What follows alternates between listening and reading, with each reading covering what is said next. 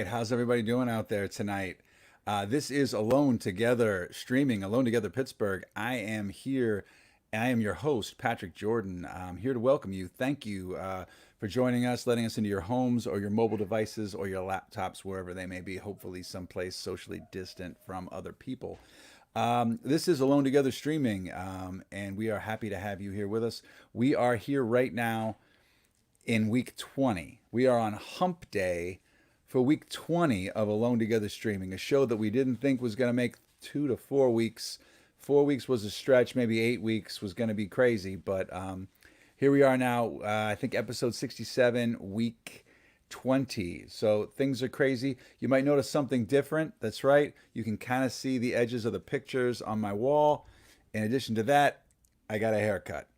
I know, I was letting it go. 20 weeks, so 22 weeks if you think about it from the last time I got my haircut before the lockdown happened. People, Amanda's saying that she was okay with the curls, but it looks okay. It looks good. I'll take it. Got a new do. I'm getting closer and closer to how I used to be, but not quite. But yeah, like here's a question for you guys out there. Have you guys gotten your hairs cut, done, gone to the barber? Gone to the nail salon? Has anyone done anything like this? It didn't even occur to me to do it till recently. This was what I looked like just before today, before I got it cut. This was it. This was the before, and this is the after. So you can see it was there was a lot more.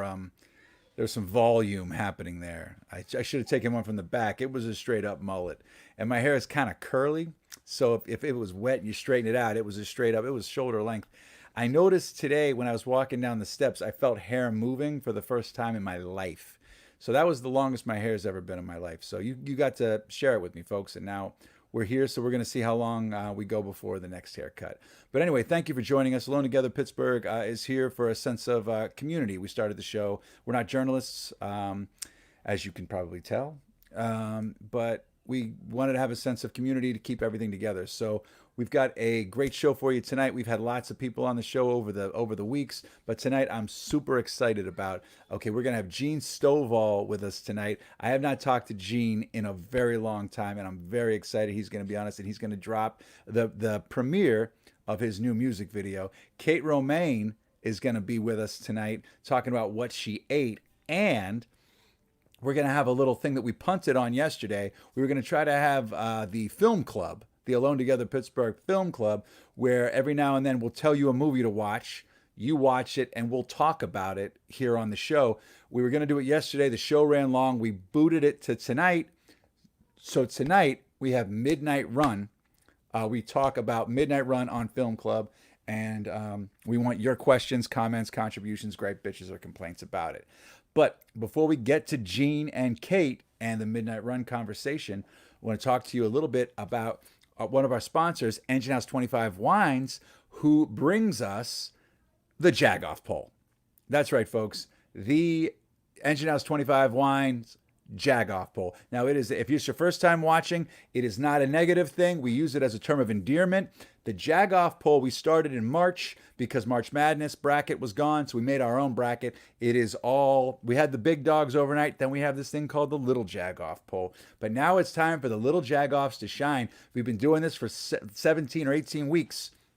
Now is the time for the Little Jagoffs to shine because they're going head to head to fight for a slot in the big show, right? So last night we had a couple of big winners that did it. One of them is carrying on. Tonight we have one of our most popular vote getters, and it's going to be exciting. That's going to come out later in the show. But for the in-show poll, the overnight poll, Dave, how did the overnight poll go? Talk to me. What was last night? Dave Mansueto. What's up, Patrick? How you doing? Blinking dot. Oh yeah, baby. The overnight poll. I'm dying to hear who won. My dot gets brighter every day. The Lil Jagoff poll. This is their time to shine. Who won last night? There were 24 hours to vote. What happened?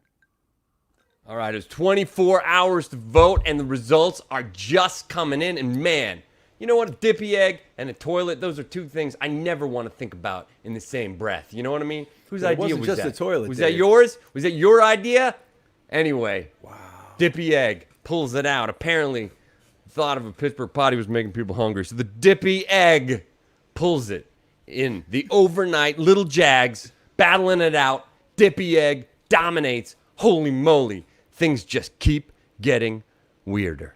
Well, all right, folks. That was the Pittsburgh Potty versus the Dippy Egg. Those were two big-time winners from our in-show polls. See, the in-show polls are live. The podcast doesn't get to do it. People that watch it later in the day, they don't get to vote. If you're here for our hour, you get to vote on the in-show poll. So this was the overnight thing. Dippy Egg moves on, right, to have one more shot to get into the big thing. And I am sorry, I bid adieu to the Pittsburgh Potty. If you don't know what the Pittsburgh Potty is, it's a random toilet in your basement. We explained it on another episode. We don't have time to do it again today. If you don't know, now you know. Dippy Egg moves on. But let's talk about Engine House 25 Winery for a second before we announce the big one. Engine House 25 Winery, located in Pittsburgh, right where the Strip District meets Lawrenceville, right in Doughboy Square there, 3339 Penn Avenue. EH25.com is the website. They have a wide variety of wines, killer reds, a killer Chardonnay, and they have a rosé while they can keep it in stock. Right now, Engine House 25 Winery is still doing delivery locally for free, and they are doing curbside. Mask, gloves, it is a very tight ship that they run at Engine House 25 Winery. Also on the weekends, they do wine slushies to go. Bag of wine slushies. You take them home. You're set for the weekend and the festivities in your backyard because there's no place else to go. Engine House 25 Winery. Go there. And remember, if you use our name, if you say you found out about us on Alone Together Streaming, they will give you $5 off per bottle. That's right, $5 off per bottle of wine for saying Alone Together Streaming to them. You can't beat that deal. Some of their wines are expensive. Some of their wines are not. But I'm telling you right now, across the board, you get a case of wine, you're saving $50. I'm just saying, put it out there right there. So get on it, eh25.com. Dave, what is tonight's in-show Lil Jag Off poll?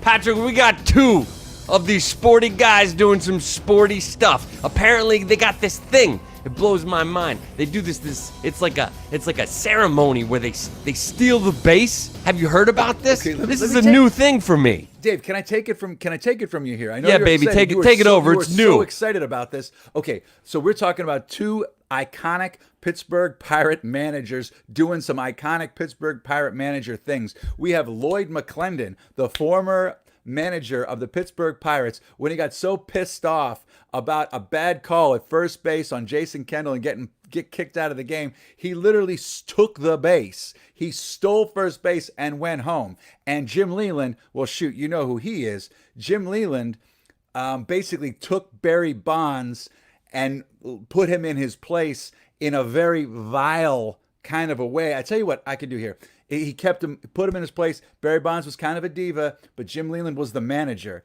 And we have some footage here because I can't talk about this and do it justice. We have a couple minutes of footage. We are going to let's show Lloyd McClendon stealing first base first, Dave.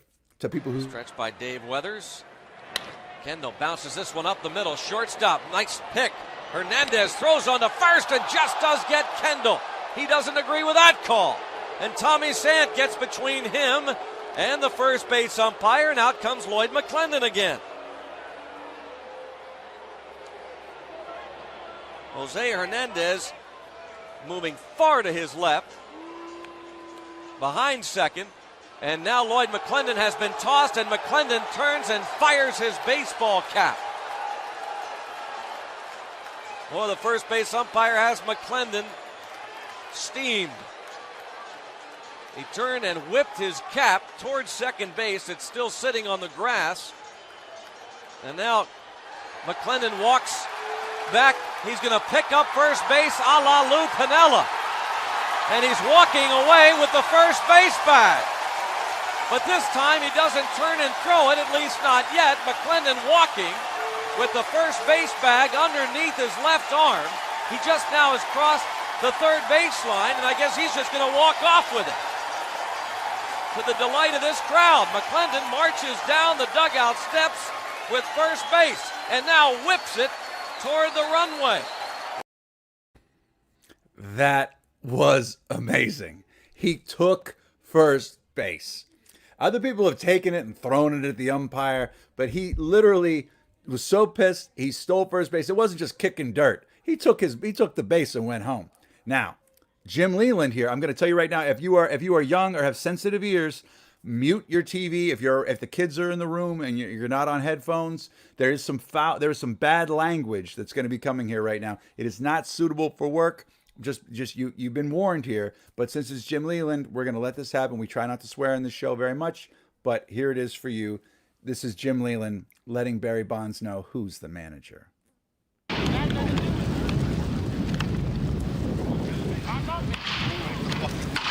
don't fuck with me. I'm not fucking with nobody. Don't fuck with me, no. I've had enough of this fucking shit. I'm in it because I'm the fucking manager of this fucking team. That's fine, man. You don't want to be here. Get your fucking ass out. I'll quit. I've been doing this. I don't give a fuck. I'll get it. Let everybody know that you're fucking pissed off. So let's get the fucking shit over with right fucking now. I don't want to see that.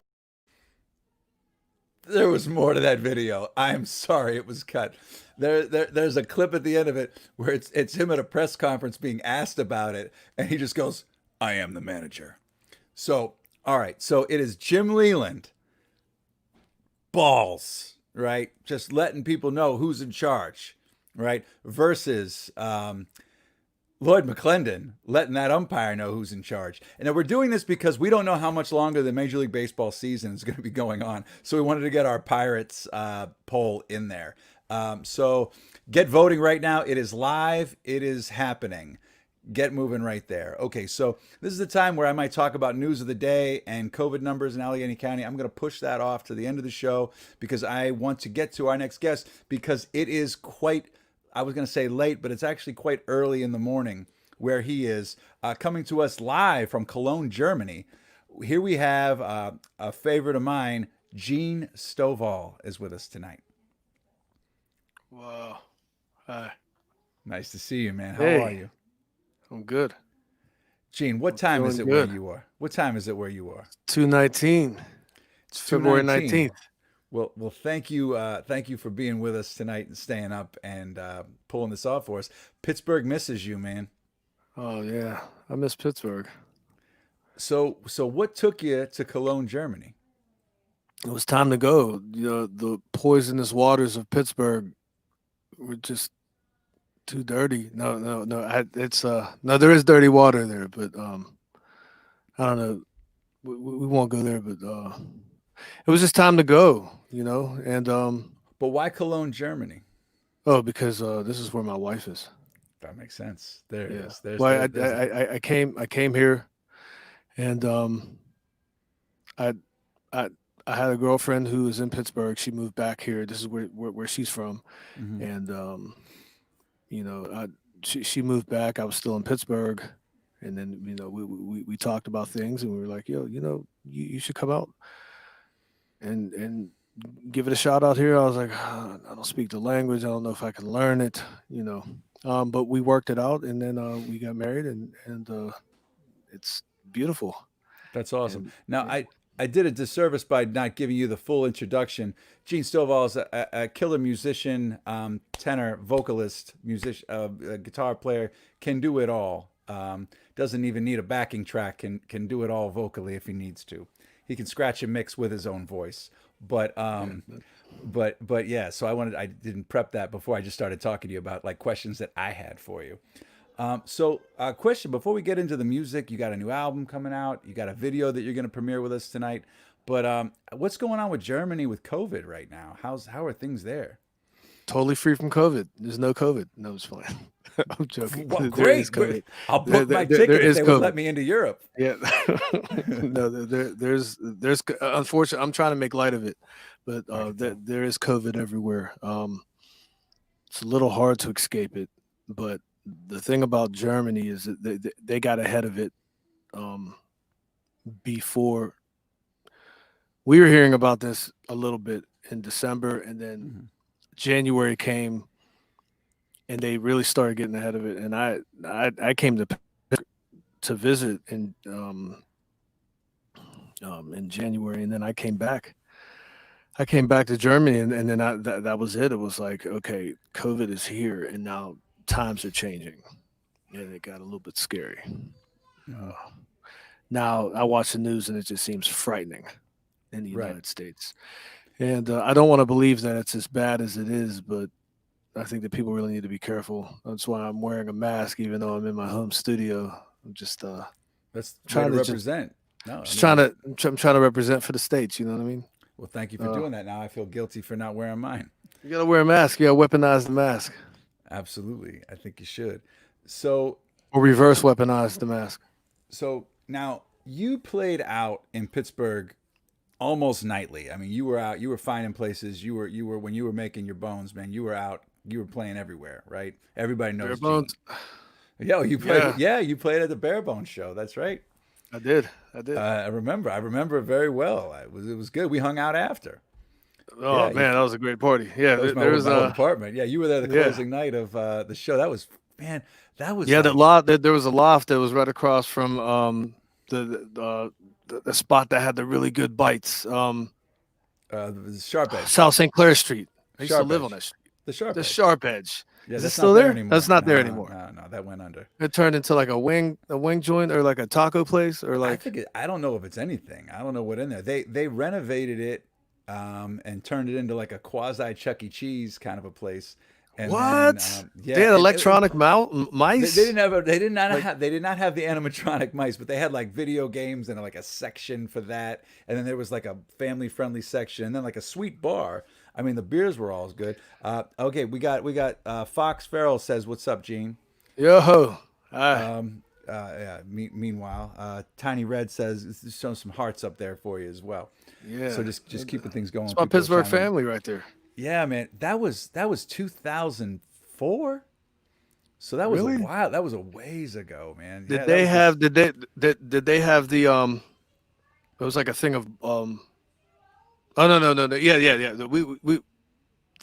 That show our was in thing was 25. 2004. They renovated it somewhere thereafter.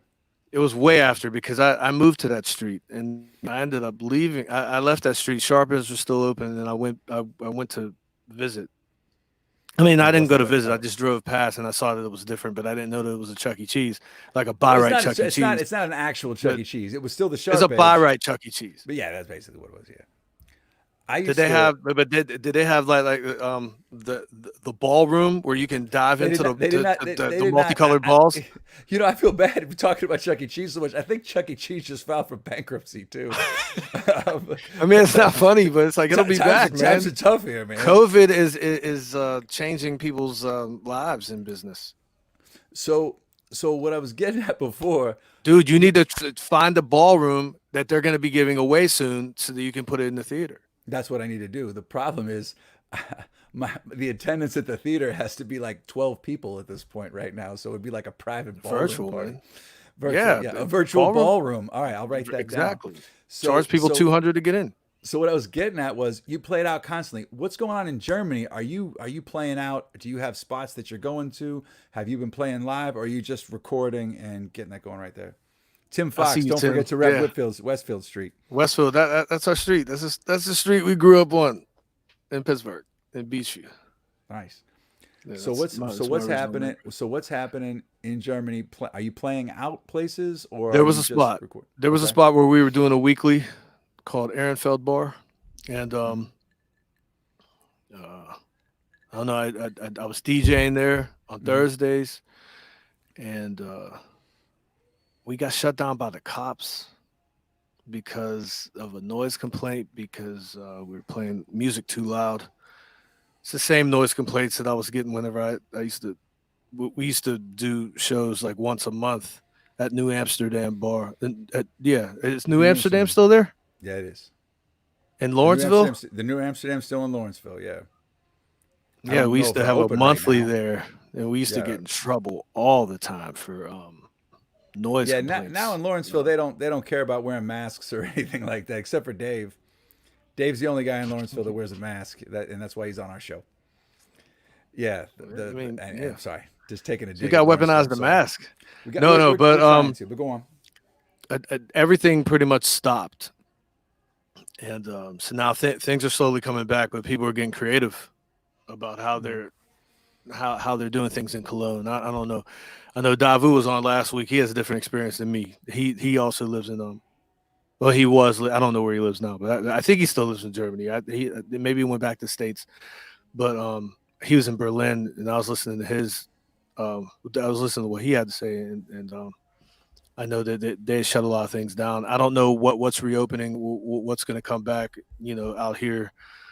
I just know that I had my experience with a bar that I don't even know if they're going to remain open after this, but we don't have the COVID cases that it's different, and I really hope that they go away and don't increase. But it's really sad to hear about every day when I'm watching the news and I'm seeing that the numbers are going up, and I'm just like, it just seems like a weird lottery of.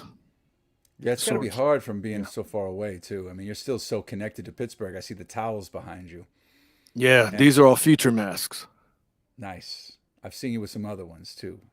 That's good, future masks. But you got to be. Do you have one towel that you keep? Hey, Dave. Never mind. Dave's not here. Don't pay no attention to Dave on the side there. Anyway, real quick. I mean, well, actually, you know what? We got a new video to show. Let's show that, and we'll talk on the other side. Tell me a little bit about the music video that we're going to play here tonight. Okay, so I produced an album called In the Bleak, and I'm really proud about it. It took many years to get to this point, to learn like how to do it. And I'm not perfect or anything, but I'm really trying to do things on my own, because I just never really had the kind of money that other people have had in order to really be able to like have music videos and do studio time.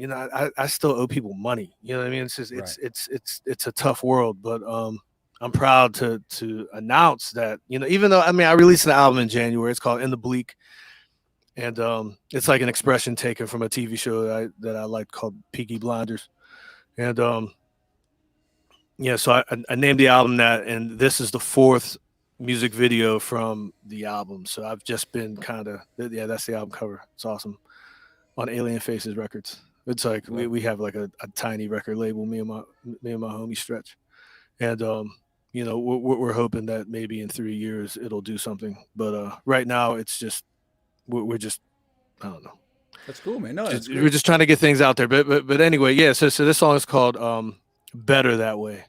On the album, it's just called Better, but when I originally wrote it, it was called Better That Way. I think it might have even been called Leave It That Way, but that's what the video is. And it's just a video. It's one of those like modern day videos of somebody performing in his studio, making mistakes. And when did you start filming this? Is this in COVID video, or is this like a pre-COVID video? No, this was shot a couple weeks ago. All right. And, okay.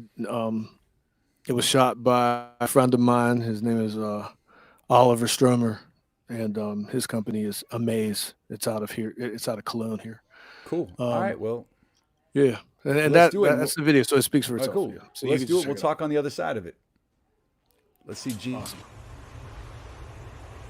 Stove?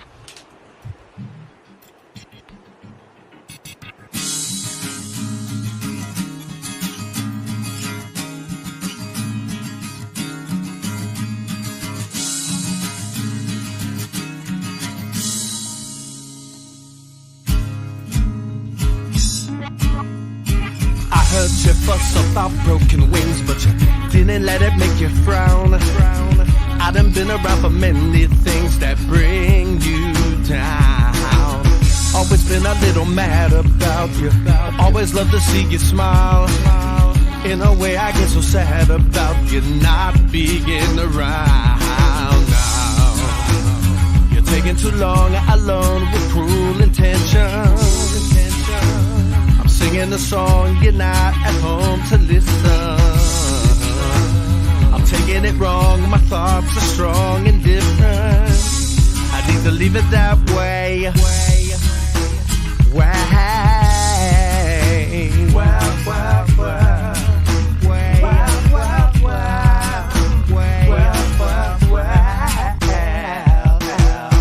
The truth about Oroni, I was really thinking she was sweet. pretty young thing had me paranoid and things she say to me was always the. I was thinking she was lonely. We was always going out to eat. She liked wine, had my music on her mind. Sometimes I wonder why she chose me. Yeah, I can't believe that. This is insane. My baby in pain put a wash on the brain. A spit game on a Sunday in the rain to miss things. Yeah, I'm seeing that you and me is very simple. The difficulty in love is very little.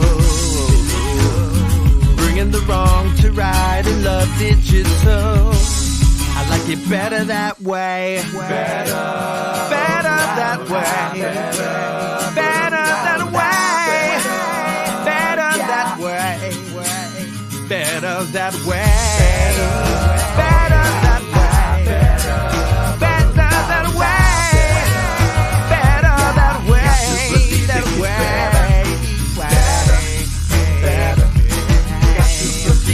Better, better all the time. You're right on time.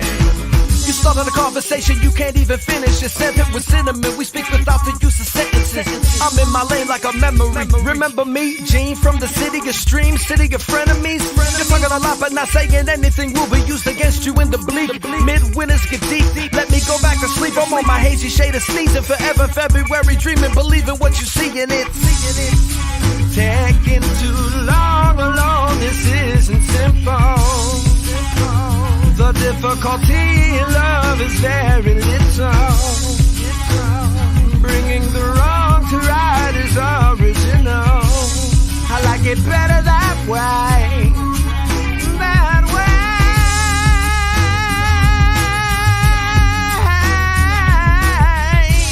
way. You're right on time. That way.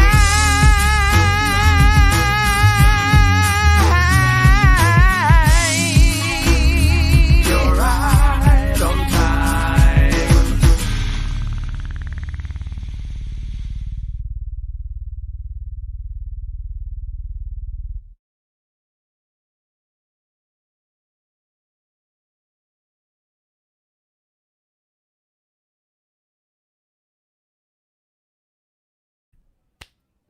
All right. Well, that's dope.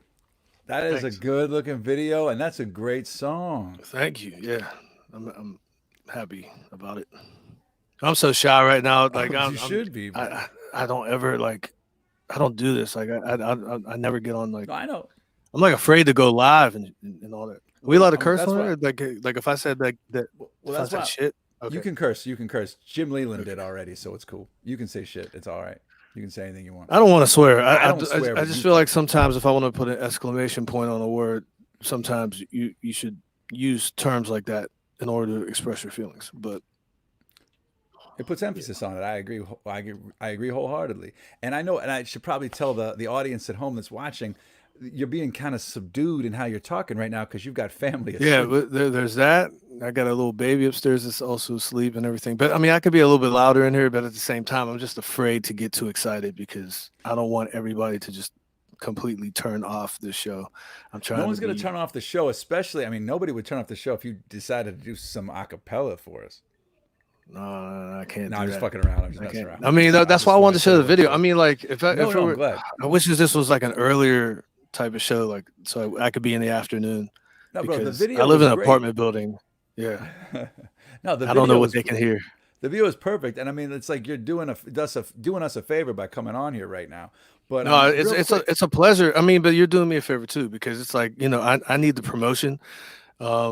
There's no gigs for anybody, so these are the gigs, and it's like, I don't know. I'm a little bit self-conscious about. I don't know if it's an open mic or a benefit or a concert, somebody's wedding. It's different. I don't know. Mhm. I can do feel that, you. but when it's this, I feel like I'm just really being judged on everything. Well, and I'll it's tell just you right now, all there's, that like just we've comes been back. doing this for 20 weeks, and there is nobody's judging anybody at this point that's watching the that's show good. right now. That's The, good. the bar has been lowered. You just raised us up like like 3 clicks just by coming on. And one thing that I should have mentioned before in the show, you'll notice at home, you'll notice this little Venmo ticker going across the screen.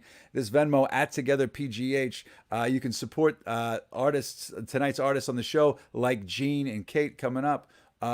If you can give, anything is grateful. We're grateful for it. $1, $2, $5. If you got $100, we will take that too, and it'll get distributed to the artists involved with the show tonight. So just wanted to put that out there. Also, we will even take. I'm not to cut you off, but we'll even take Instagram likes on posts. We'll take prayers. We'll take likes on Facebook. Speaking of Instagram likes, you're at Gene Pool _music. Is that your Instagram handle? We got it on the screen there. Yeah, that's the one for Gene Pool, and then I have one for Gene Stovall. It just all depends. If you want to see me in suits, Gene Stovall. You want to see me in hoodies, Gene Pool. Okay, so what is that like? Is that like your alter ego? Is that like Batman wears the mask and then he's Bruce Wayne without the mask? Is that you? Is that Gene Stovall's without the hoodie and then with the hoodie it's Gene Pool? Well, I think at one point I wanted it to be that way, and then like just reality just hit me like, all right, I'm not two different people. I mean, I got one body. I try to think like two different people, but I mean, it just always comes back to the same stuff. Like, I'm performing as Gene Stovall for the first set at a wedding. Second set, I just turn into a mashup guy. It's always Gene Pool. It's just always, I don't know. I like to change the name a lot, but it's always the same type of thing. You know what I mean? Like the band start playing a song. I might start singing a different song before I know it. I'm scratching a record. I don't know. Who knows? But it's the chaos energy that I try to bring, and I'm just for marketing, just trying to be a professional artist, that wants to make money. I had to separate things because I can't be Gene Stovall that is doing weddings and DJing weddings and doing stuff like that, and that's a Saturday, but on Thursday I'm doing some rock show or something, or I'm doing a hip hop show somewhere or whatever. People don't even want to believe that artist. Nobody wants to support an artist that's doing so much. I learned that. I thought that we did want to. So I thought everybody, would be interested in somebody who did a bunch of different genres of music and played a lot of instruments and did a lot of stuff. I think people just over the years, it's just always like, why don't you just focus on singing? You should just focus on singing. I'm like, dude, I'm not even that good of a singer. Like, really, you're a pretty good singer. But we also got some shout outs for you right now. Chris Latta says, "What's up?" from Paul Thompson and Chris Latta. Yo, hey. That Paul sends his love. Yo, they're killing it on Instagram. I watched their TV show. They are. Wow, it's good stuff. I mean, that's like the new TV. Yeah. That's what it is. And they were singing songs from TV shows, like theme songs from TV shows, and killing it. And I didn't even know that Paul was about that TV show life like that. So I think Paul's about every life, to be honest with you. And so is Chris, by the way. But absolutely. I mean, I look up to both of them, but I look up to Paul. He's a little bit older than me. Like he's about 6 years older. No, I'm just playing. He's like one of these. I don't know, but I look up to that. He's about 16 years older than me. Yeah. Paul's like old enough to be my dad. But no, but I definitely look up to that dude. So I appreciate that shout out. Well, that's cool, man. We need mentors out here. We need people to look up to. That's good. Well, speaking of, I think that's what you are, man. What you've been doing. I mean, you've been grinding literally since I met you, man, and you were doing it before. And we had Justin Strong on a few weeks ago. We were talking about Shadow Lounge days and everything, and that was, I mean, you even worked that into some songs. So. Oh yeah. I miss the Shadow Lounge. I used to say that's where the Three Rivers would meet, but I mean the Shadow Lounge it saved my life in a lot of ways. I was a church boy, I was somebody who went to church. Nothing wrong with that. All the time. You know what I mean? And when I stopped going to church, I needed a place to fellowship. And the Friday night open mic, it just you were there, man. You were there just about every Friday. Church for me. Yeah, I was there every Friday until I moved to Chicago. But and then when I came back, I was right back. Anyway, but I missed the Shadow Lounge. That's cool. So anyway, we got to wrap up soon because we got some other guests. But what is the best way? We've had it on the screen. What is the best way for people to get at your music? Is it Bandcamp? Is it your website? Bandcamp? I got a website.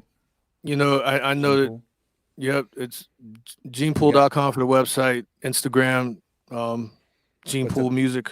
Just to buy your music, to listen to your music right now. The website's the best resource for people. Bandcamp, because the artists need support. I need support, and you're allowed to spend more money on the art, than just going to Amazon or something like that, and then Gotcha. you pay to fix or whatever. So some people have the money to do it. If you don't have the money to do it, go to Spotify, listen to things for free. That counts too. If you have the money, support an artist and go to Bandcamp and throw some money at us.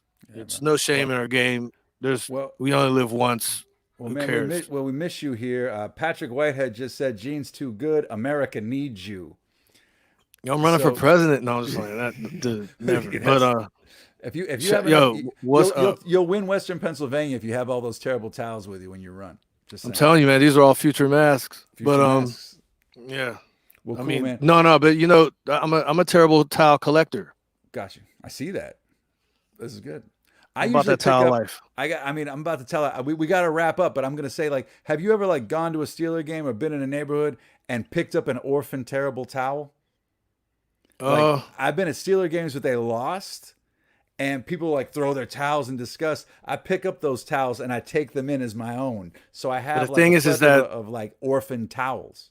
Well, there's dark spirits in those orphan towels. You have to get fresh towels, and I use these towels, to wipe my hands off after I wash my hands, and I wipe my face. So I have to keep towels fresh. So I have a ton of towels. I got towels in the wash right now. These are my show towels for today because these are the ones that are clean. So I put those up. I rotate them. Sometimes I just keep the walls black. Right. But I knew we were gonna. I'm on a podcast in Pittsburgh. I have to rep the burg. But they're probably gonna stay up until I use them. Because I switch out the towel. I don't know, maybe twice a day. For my pocket use. I've been rocking a terrible towel in my pocket since 2002. All right. Well, I got one as a gift. I just kept it. But I don't want to take up all the time. You got two man, Super Bowls. You got 2 Super Bowls under your belt, and if they get through the season this year, maybe you'll have another one. So, Gene, thank you so much. I don't think we're gonna have a season this year, man. I don't either. There was on behalf of the bettors. Let's hope that it happens. I hope that it happens, but I don't think it can happen right now. There were 2 Philadelphia Phillies that were diagnosed with COVID today. So I think baseball's having trouble, and there's distance in baseball. So I don't know. That's a whole other thing. Gene, thank you. Maybe you come back and see us another time if we're still in a pandemic and the show keeps going. I think you should just keep the show going, man. This is awesome. Well, thank you so much, man. We miss you here, man, and it's great to see you. Great to talk with you. I could talk with you all night, but we got Kate Romane's probably going to fall asleep on me here. No, all good. Shout out to Kate. Shout out to you. Shout out to the whole staff for having me. Shout out to everybody in Pittsburgh. Gene, everybody's listening to the podcast. Everybody that's on social medias, and I don't know, man. Thank you. Thanks, buddy. Get some sleep. If you want to hang around, we'll be in the green room after the show. But I think I'm gonna work on a beat. I think I'm awake. So do it. I'm gonna listen to the rest of the show and make music. Thanks, Gene. But everybody, check out Gene's website and his Bandcamp page. Get that going. So anyway, now it's time. We were talking about the Steelers for a minute there. Let's talk about the Pirates, the in-show poll. Dave, talk to me. What's going on with the in-show poll? Who is voting? Is it happening? Lloyd McClendon, Jim Leland, balls off.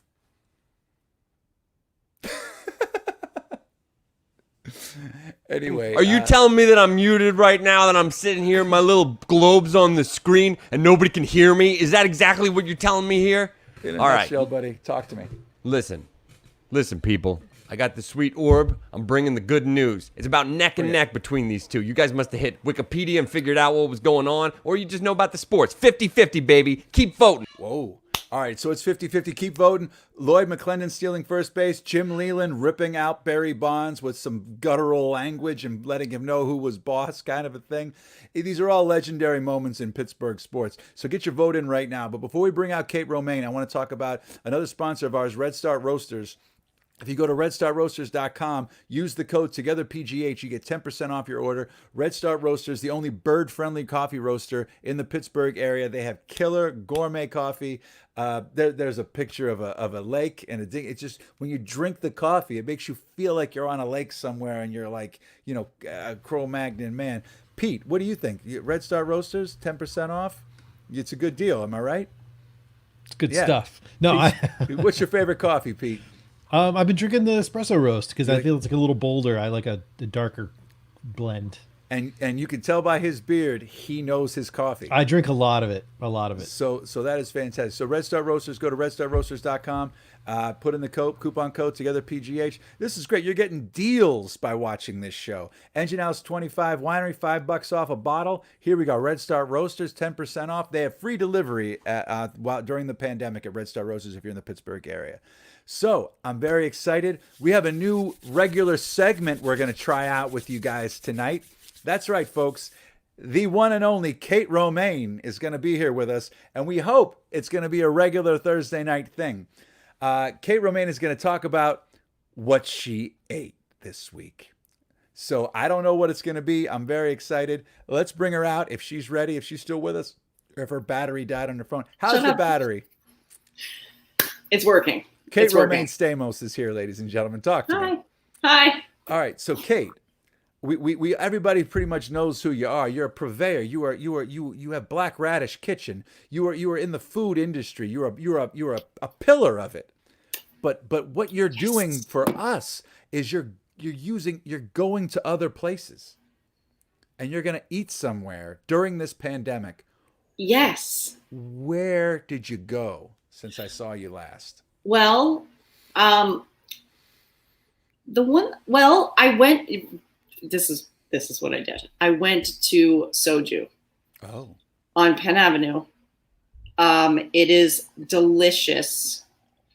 What I did was I thought I should just, check out what other people are doing. One of the things is I can't figure out what anyone's doing. Like how are they doing it? What are their new hours? That's it. And I got so much fucking food. It was awesome. They're doing delicious stuff. It was like an easy pickup. Everybody was super friendly. It felt super safe. The drinks I got were cold. The food I got was hot. It was perfect. I got a little pack of IPAs, which were delicious. I started drinking beer again this summer. I don't know. It's okay. And I got some actual soju, which was also delicious. And one of my new favorite things that they have, it's kind of new, is this little broccoli thing. Bomb. It was bomb. And this thing called the killer tofu, really good. It's like in there. A lot of food. I know. All right. I'm not shy. I love to eat. No, keep going. And there was like a barbecue combo situation because I couldn't decide between any of the different barbecue options, so I just went for the whole thing. And it was great. It was great. So you were happy. Is this the first time that is this like during the pandemic? And plus, you work in the food industry, so you're eating. Everything's coming and going, right? Right. How many times have you eaten out? I mean, how many times have you gotten takeout? I have only recently been like, what the best way for you to support our restaurants right now is to get takeout. Mm-hmm. And picking it up is better than Grubhub. Mm-hmm. They don't take, if you just pick it up, you also get to see some friendly faces you haven't seen in a while with your mask on, of course. But so I was like, I'm just going to start to do that. I've been getting a lot of Dianoias, and Cafe 33 is like my bomb. Like Cafe 33, I love that. So I've just started it, and I'm going to keep doing it. But, I'm cooking every day. We're cooking a lot of stuff in the kitchen. Right. And one of the things that has been a staple this summer is hot jardinera. I had to look that up on the internet, how to say it a few times because you're going to have to look it up on the internet, how to explain it to me now. That's it. Jardinera, not to be confused with giardia, which is a totally different thing. Jardineria. Jardinera is how you say it. Jardinera. But again, not giardia. That is not the same. Gotcha. Okay, so you're eating this. You're putting it in your food, or you're just eating it out of the jar? Which I would eat it out of the jar, but seriously, you could put this shit on everything, and I put it on everything. It's so good. You put it on a hoagie, it's good. You put it on your eggs, it's good. It's just good. Eating a lot of macaroni salad, they'll just spice it up. Take it to the next level. Yeah, it's a lot of mayonnaise salads this year. Okay, so you heard it here, folks. Mayonnaise and Gardinera is what you're gonna get at Black Radish Kitchen, right there. Like that's all it is. That's all it is. They just take a jar of each. They go to Costco. They get a big thing of mayonnaise, big thing of jardinera, and they just that's what they serve to. That's the magic. We got the This is the secret magic. ingredient, folks. We got Yeah. what makes Kate Romane's cooking so special. All right, so that's great. So soju they had IPAs as well. Yeah, they were great. The little 4-packs, anywhere between 5 and 7%, so not too crazy. They were delish. All right, And that's awesome. yeah. And then the other thing, ahead. we're doing this belly basket thing, a little shameless promotion. Please do it. That's why you're here.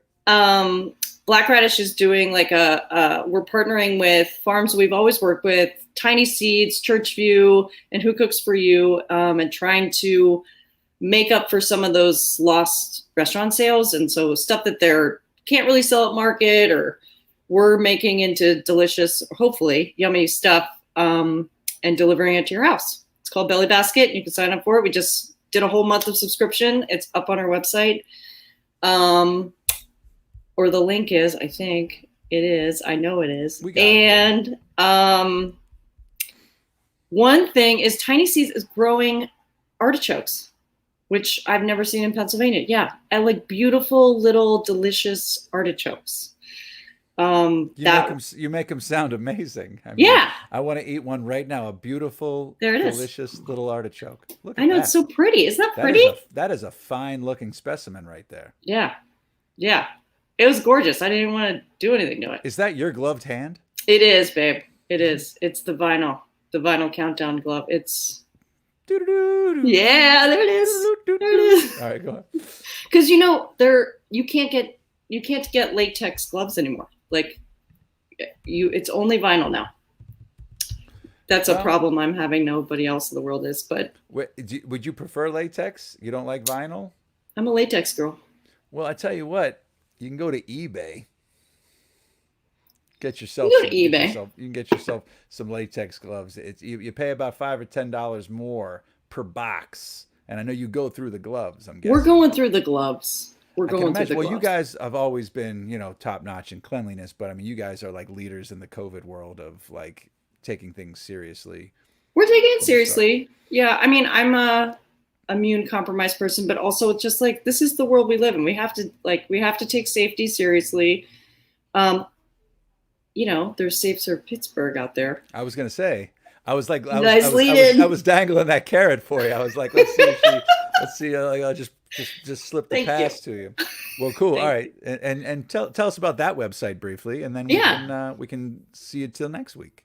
Safe Serve PGH. Sign up, do the pledge. It's about safety for everybody. A restaurant doesn't exist without the customer, without the server, without the owner, all the people involved. It's really just about encompassing and like restoring consumer confidence that that we're doing things right as far as we know with the CDC and the Allegheny Health Department, just, working with them to make sure that everybody's being safe for everybody's future. And that's what it's about. I still think you were on here last week talking about it. I still think that website's a fantastic idea. I signed up as the guest pledge. But yeah, I think everyone needs to look into this right now and just kind of reset your clock about, just realizing there's a new world we're living in right now. And everyone's in it together.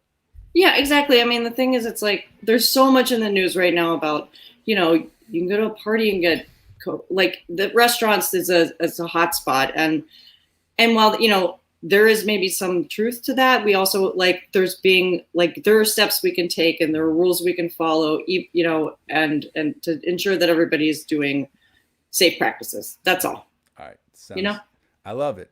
And I love you, Kate. Thank you. I love you, babe. Thanks you so much for being on here tonight. And we're going to talk about Midnight Run here in a minute. If you want to stick around for that, we can pop you back in. Also, real quick before I let you go, the in-show poll tonight. Which would you go? Would you go with Jim Leland or Lloyd McClendon? The guy that stole first base. I mean, yeah. I don't know. That's pretty badass, right? Yeah, it is totally badass. Because Jim Leland did it, but he didn't know anybody was taping it. You know what I mean? He was just being them like this is just like he was talking some shit. But McClendon, where the bright lights were on, he decided, you know what? I don't like that call so much. I don't like how you're treating me. I'm taking my base and I'm going home. That's awesome. I've never seen that. I had no idea that happened. Well, there you go. It's legendary. Like the anniversary of it was last week, actually. Like everybody, like Pete and Dave were like, "What the hell is this?" And I'm like, "Listen to me. There's people that need to know."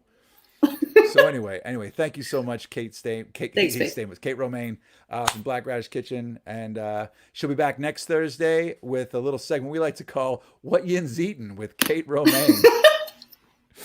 That's Damn. Pete turned that around quick. All right, so thank you, Kate. Okay, so here's the deal. We ran long with Gene and Kate. Everybody, get your votes in on McClendon versus Leland. We're going to talk about Midnight Run because I don't want to punt to another day because I don't want to post it on social media. So I'm going to try to put this in here right now. So let's talk a little bit about the film Midnight Run. Dave, are you cool with that? Dave sounds like he's cool with it. I'm cool with it, man. I am cool as a GD cucumber. Watching my language because I'm guessing things are going to heat up here. So let's talk. I want you to be here. Do we have anybody else that wants to join us? If you have questions in the audience, we've got Nick here. We've got a legend here. Hey, what's up, fellas? Nick is here. Nick, he only has one name. It's Nick. It's like Prince. We don't give him a last. Can we say your last name? Yeah, Andes, Nick Andes. I know your last name. I just didn't know if we were allowed. No, that's all right. I didn't sign the disclosure. All right, see, we had it. It was ready. It was waiting in the wings. Okay, waiting in the green room. Nick, I know is a fan and a supporter of the film Midnight Run, a classic piece of American cinema. I think it is. So we're doing a little film club here. Pete, Dave, did you guys just watch it for the first time recently? I did. I watched a good bit of it. Okay, so Pete didn't really watch the movie. I did. I just missed the last 10 minutes or so. So you missed the key. Oh, okay, there's going to be spoilers here, folks, but it's a 32-year-old movie, so I figure you're okay, like kiss my ass. You're going to hear spoilers. You didn't see the last 10 minutes. No. So if I was to say to you, Serrano's got the discs, you would have no idea what I'm talking about. Wow. Nope. Okay, so little backstory. The 80s were a mecca of buddy movies, buddy cop movies. You've got your Lethal Weapons. You've got your 48 Hours type movies. This one was something different. This was A Horse of a Different Color. This was a different buddy movie. It was Robert De Niro plays Jack Walsh, a skip tracer, like a bounty hunter essentially, who has been hired to take in Jonathan Mardukas, played by Pittsburgh's own Charles Grodin, and it turns up being who is that?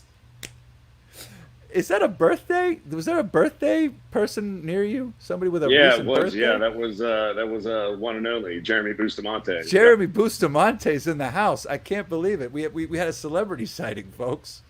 All right, he'll be back. Okay, he'll be back. Okay, so anyway, so that's the thing. So they have to go across the country. They come across with 190 F-bombs. Hey, Jeremy, how you doing, buddy? This is, oh my God. Say hey. Why are you showing this? That's Shooter McGavin in the wannabe sequel, Another Midnight Run. Oh no! Get that off my screen. Well, what do you? This is what I watched. Dave, you watched the wrong movie.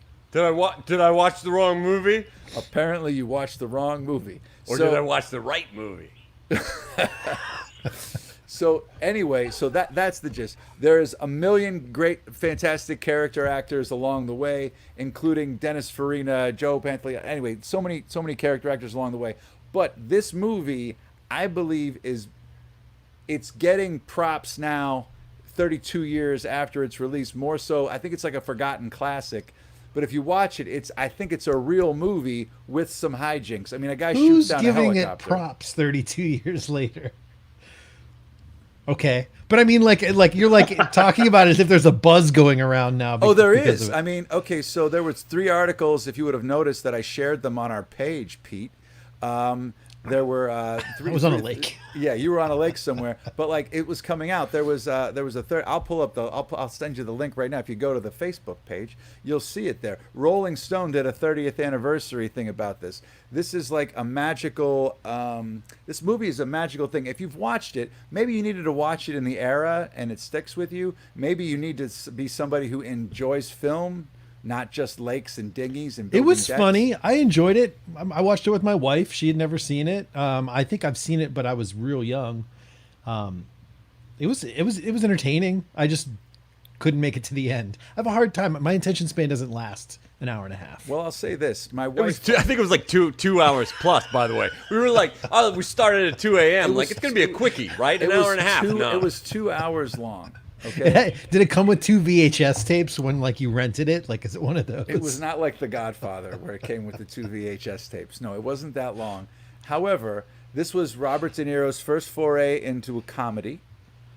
He was still, I think, I'm still a virile young Robert De Niro. Charles Grodin, Pittsburgh's own. I think that's his best role. I could be wrong, but I mean, Pretty strong. I'm pretty sure that's what it is. And the soundtrack, Nick, tell these guys about the soundtrack. Oh yeah, that's something that we bonded over early on. It's Danny Elfman, who went on to probably one of the best contemporary composers around today with John Williams, Hans Zimmer. But like this was his first stab at it. He was in Oingo Boingo in the '80s, and his first film was actually Pee-wee's Big Adventure. Then after he got into this, this is like the last. It was like a different thing he did, and then he went on to have some marginal success with like Tim Burton and Batman, and a couple of movie franchises in the last couple of years. He's done 100+ scores. He's won Oscars, Emmys. The man. I think this thing is great. Okay, so let's talk about this. Let's take some questions. I know Amanda Blair Kieran watched this movie today. I think she enjoyed it. Amanda, talk to me. What do you think? Oh my God, Amanda's here. Okay, she's muted, but she's here. Okay. There you go. Amanda, what did you think of this film here, Midnight Run? There you are. Hi. Okay, I have a serious question. I loved it, first Good. of all. Questions. We're here for you. I knew nothing about it going in, but I have a very serious question. There are so many, like, lights out single punches. Like, so many people get punched in the face and they go unconscious. Is that like a thing? Is that a real thing? In the 80s, it was a medical condition a lot of people suffered from in the 80s. In 80s movies? That just cracked me up. It was just like, Marvin, poof, like over and over. I just was like, man, that's a punch. That's a skill. It is pretty great. I mean, you don't think about it, but like, yeah, there's a lot of like John Wayne cold cock punches where people are unconscious for just a blank amount of time. Like, one and done. Well, I love that you said Marvin, because I mean that's the big thing. It's like, Marvin, look out! Boom, Marvin, and it's a punch. Somebody gets hit and like yeah, say that again. Speaking to the microphone, gets hit in the face with a barrel of a shotgun. Yeah, there's a lot of that. There's a couple of things that are. I mean, it's not a documentary, for Christ's sake. It's still an action kind of adventure movie, kind of thing like, with friends. Go on. Or like when I forget where they're It's at. almost They're slapstick. Yeah. Well, I like when they're like when he finally they leave a diner or something and they're going to get money from Western Union because he's getting wired money and he's walking and it's like there's no one in town, but all of a sudden these two guys are just walk up right behind him. Robert De Niro pays like no attention, just kind of like, oh, it's a beautiful day. They're on the fucking run. Like, yeah, but they're on the run. But they don't know that somebody's going to find them. Shoulder. But Pete, they don't know somebody's going to find them. There's They're in the middle of the heartland of America. There's a suspicious edit there. No, They I stopped the film. There's an edit. They're doing a fix. You can tell something happened. That whole scene doesn't make sense. They just went to a sound stage and they were like, all right, go. Okay, we need 2 goons. Go. It's the cut right before they get in the, I don't know if it's a Bronco or a Scout, but there's a cut. They're like walking and then for no reason, they're jumping into a Bronco for no reason, out of nowhere. Like the Bronco just appears. So I'm convinced they were fixing a part of the movie there, and that's why that's so weird. It didn't just appear. He hot-wired didn't know they were being tailed. They were being tailed, and he hot-wired it. But they didn't know that they didn't know that the right. Are we at this point in the movie where he wasn't onto the fact that the phone was tapped, and the They didn't know first how they part, kept yeah. finding them. Okay. That's right. That's right. But Dave brought up the fact that when they were talking about when they got into the Bronco, You and don't they see the hotwired it in middle- Bronco, It's and there. then they cut. No. Go back and watch it. I watched it. I stopped it and watched it I don't 3 know what times. you mean. Out Okay. of You press nowhere, pause on they're the like beach. in Western World. They're on the set for Westworld for no reason whatsoever, and they're stealing a Bronco. But like they're walking across the street, and then there's this weird cut, and the next thing you Okay. know, they're getting into a Bronco. I'm pretty sure that was like a fix it and post kind of moment. Okay. I don't remember. I'll go back. Now they had to do some tricky things, like when they're in the rapids, they had to go to like New Zealand because the water was too cold in Arizona where they were shooting or whatever at that point. They went to New Zealand for how much? How For the much rapids. did they Right. spend on This this? was a movie? $32 million action film. No shit. Yeah, well, Sorry. in the 80s. That's okay. So you can swear right now. Did it Nobody's make the watching money anymore. back? Yes, it made $87 million worldwide, but it still Are became you a cult serious? classic. Yeah, but it became a cult classic. Listen, here's the thing. This was Robert De Niro's first giant success. He had just come off of, this is his first, movie where that wasn't, an art film. This was his first thing of, breaking out. So he was still doing his method thing. He hung out with skip tracers. He hung out with bounty hunters. He talked Charles Grodin into wearing real handcuffs, right, in all the takes, even the wide takes, and Grodin still has scars on his wrists Seriously? that won't go away from it. But it was real. I think that you're watching this movie and there's the zany Marvin watch out thing, but when he goes to see his daughter, when he goes to see his yeah. ex-wife, I and then teared the up. daughter comes out, it's legit. No, That it's a was- real There's a lot of scene. drama. I love it. I Yeah. love that silence that they just let it. They just let him. They just didn't fill it with awkwardness. They just silence. Which He is wouldn't what- take money from his daughter. That's Yeah. right. But there's, see, Pete, you're into it. I know you're joking around right now, but he's not on a lake right now. There's Yeah, also, the also his I thought this movie was. I enjoyed it, and it will It was forever so be in my heartwarming. heart. I It was thought very heartwarming. it failed on so many levels. So many levels. Okay. Let's Nick might have my back here. How did it fail? All right. I'll go through them quick. Not all of them, Dave. Did you write notes? I took some major notes. This is all off the top of my head here. I went in deep. Where are my because notes? this movie Hold on. affected I me. also have a notebook of, Hold on, let of me thoughts. get ready for this. Here. I do have notes. I have one note. It's not like Joe versus the Volcano, which was also a good w- movie. but starts off on first watch as it seems to be the worst movie ever, or the most That flawed should be movie. your next film. That should be the next film. I think so. But I want to prescribe Dark Crystal for Patrick. But anyway, right? He's never seen it, so that's we got to go fantasy because this is. But anyway, first off, I don't know if this is a comedy. I think it's another thing. They weren't sure what the tone of the movie was, so they were like, all right. Because if you watch the beginning, when Danny Elfman's whimsical score comes in, like Oh my Dr. god, the Whimsy, music. The music. and they're like beating the living pulp out of each other, and people are getting shot, and De Niro's it's De Niro. There's a sick bass line. It's so bad. Patrick, The you keep music. mentioning it's his first comedy, but I don't think he thought he was in a comedy. Which is what makes it great. and That's what makes everybody it was special. a straight man. There's the only person who was the straight man. De Niro was a straight man. Arguably, Grodin was the straight man. Also, Marvin was kind of the straight man too. The only guy that wasn't a straight man was the one mob guy that for no reason was like, "Hey, yo, what are you doing on the phone? Oh, that guy." That guy. Okay, I think No, it's the Dennis straight Farina. man- It might the be straight man was the FBI agent. Was Alonzo Mosley. It was Yeah. like they were all so straight. It was the straightest thing. Everybody. Which is what makes what makes the funny, the Oh, sad, so funny. sad. You're still watching a movie. You're still watching an action movie. It's hard to pinpoint this. I think it's amazing. There's a lot of improv in the movie. There's a lot of breaking there? each other up. Okay, when they go in to do the litmus configuration, right? That when was they go in, cute. 100% improv. Charles That Grodin was just went in cute. with the collar up and was the FBI guy. When they're on the train on the boxcar, and they were like, Do you think they're "Charles, really just- moving? They're just doing this the whole time in the boxcar.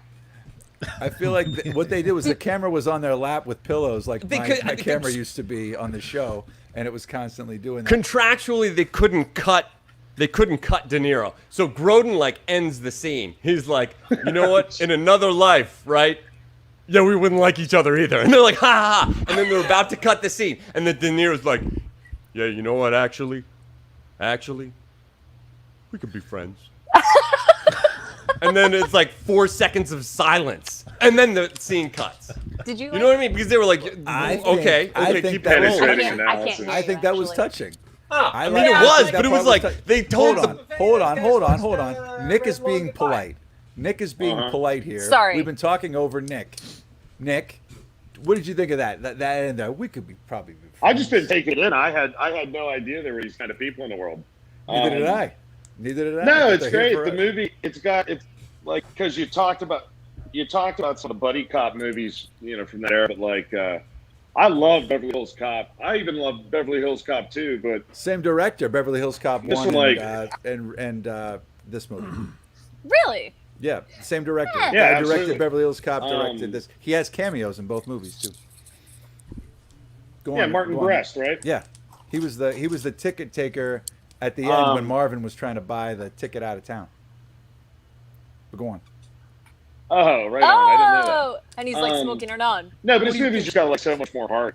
Like you said, like the low points. Like I like the music because the music really, like he really did a job on this soundtrack. Like it carries you through some of those. When he's standing in the driveway with his daughter, like that is like framed. It's part of the scene.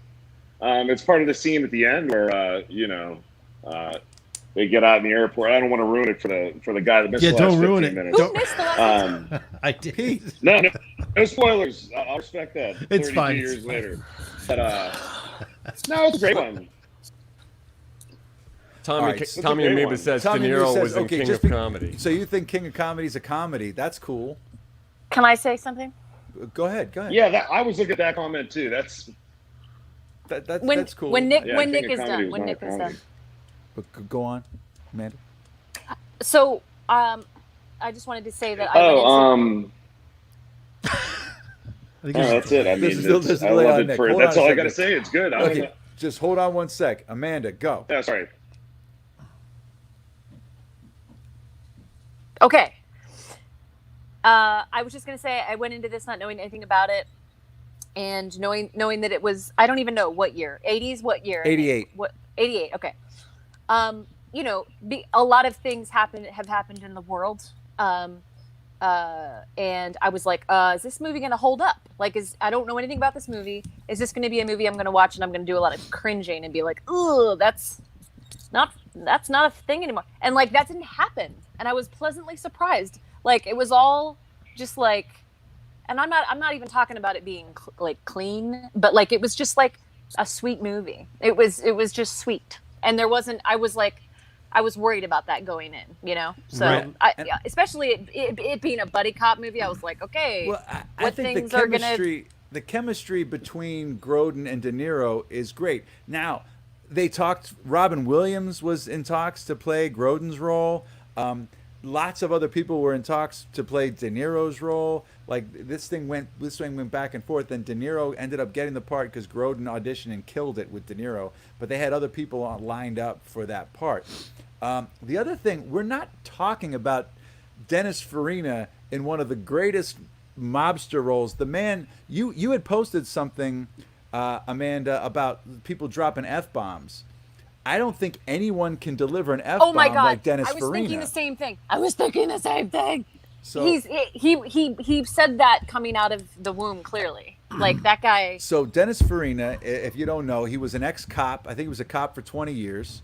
I'm assuming in Chicago. Yes, Pete? That comment. Oh, is great. I eat pieces of shit like you for breakfast. All right, that's okay. He's so. But like Dennis Farina, everything he says to the guys, I think it's pee your pants funny, but it's also kind of like Scary Yeah. Mobster. He's like, like But he's Sidney, so calm funny. calm down, eat a sandwich, do some fucking thing, like that. Is this moron number It's one? funny, Put but it's moron number menacing. 2 on the phone. I'm gonna stab you in the neck face with a pencil. Like he basically like goes off. Like everything he says is kind of quotable. And then it's like menacing, but it's funny because he's obviously they shot all his stuff in one day in Vegas, right?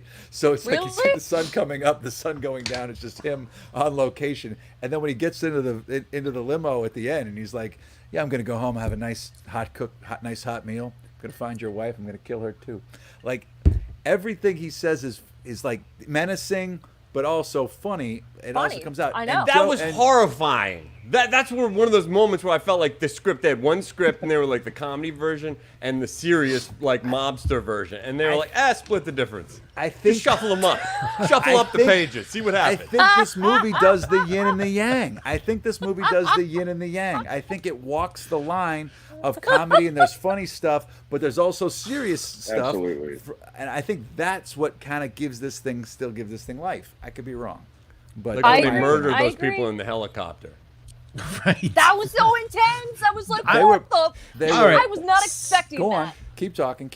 So the helicopter scene was ridiculous because I think it's Yes. right before that they're trying to shoot Charles Grodin or whatever, and they're like on they're on like the second level of a parking garage, but they can't hit him from 50 feet away. But then they can take down a helicopter with one shot. Like, What are you talking I don't know. about? Oh, you're talking about the parking garage where all the FBI Well, but agents are there? just the overall, like there's like the scene where like they're shooting at them and like they're like literally on a parking garage, like one story up, and they My- can't hit. My They're husband not- was they're like, not- they're- that's they're fu- that's they're that's farther so It was silly. like a away. more violent A-Team episode.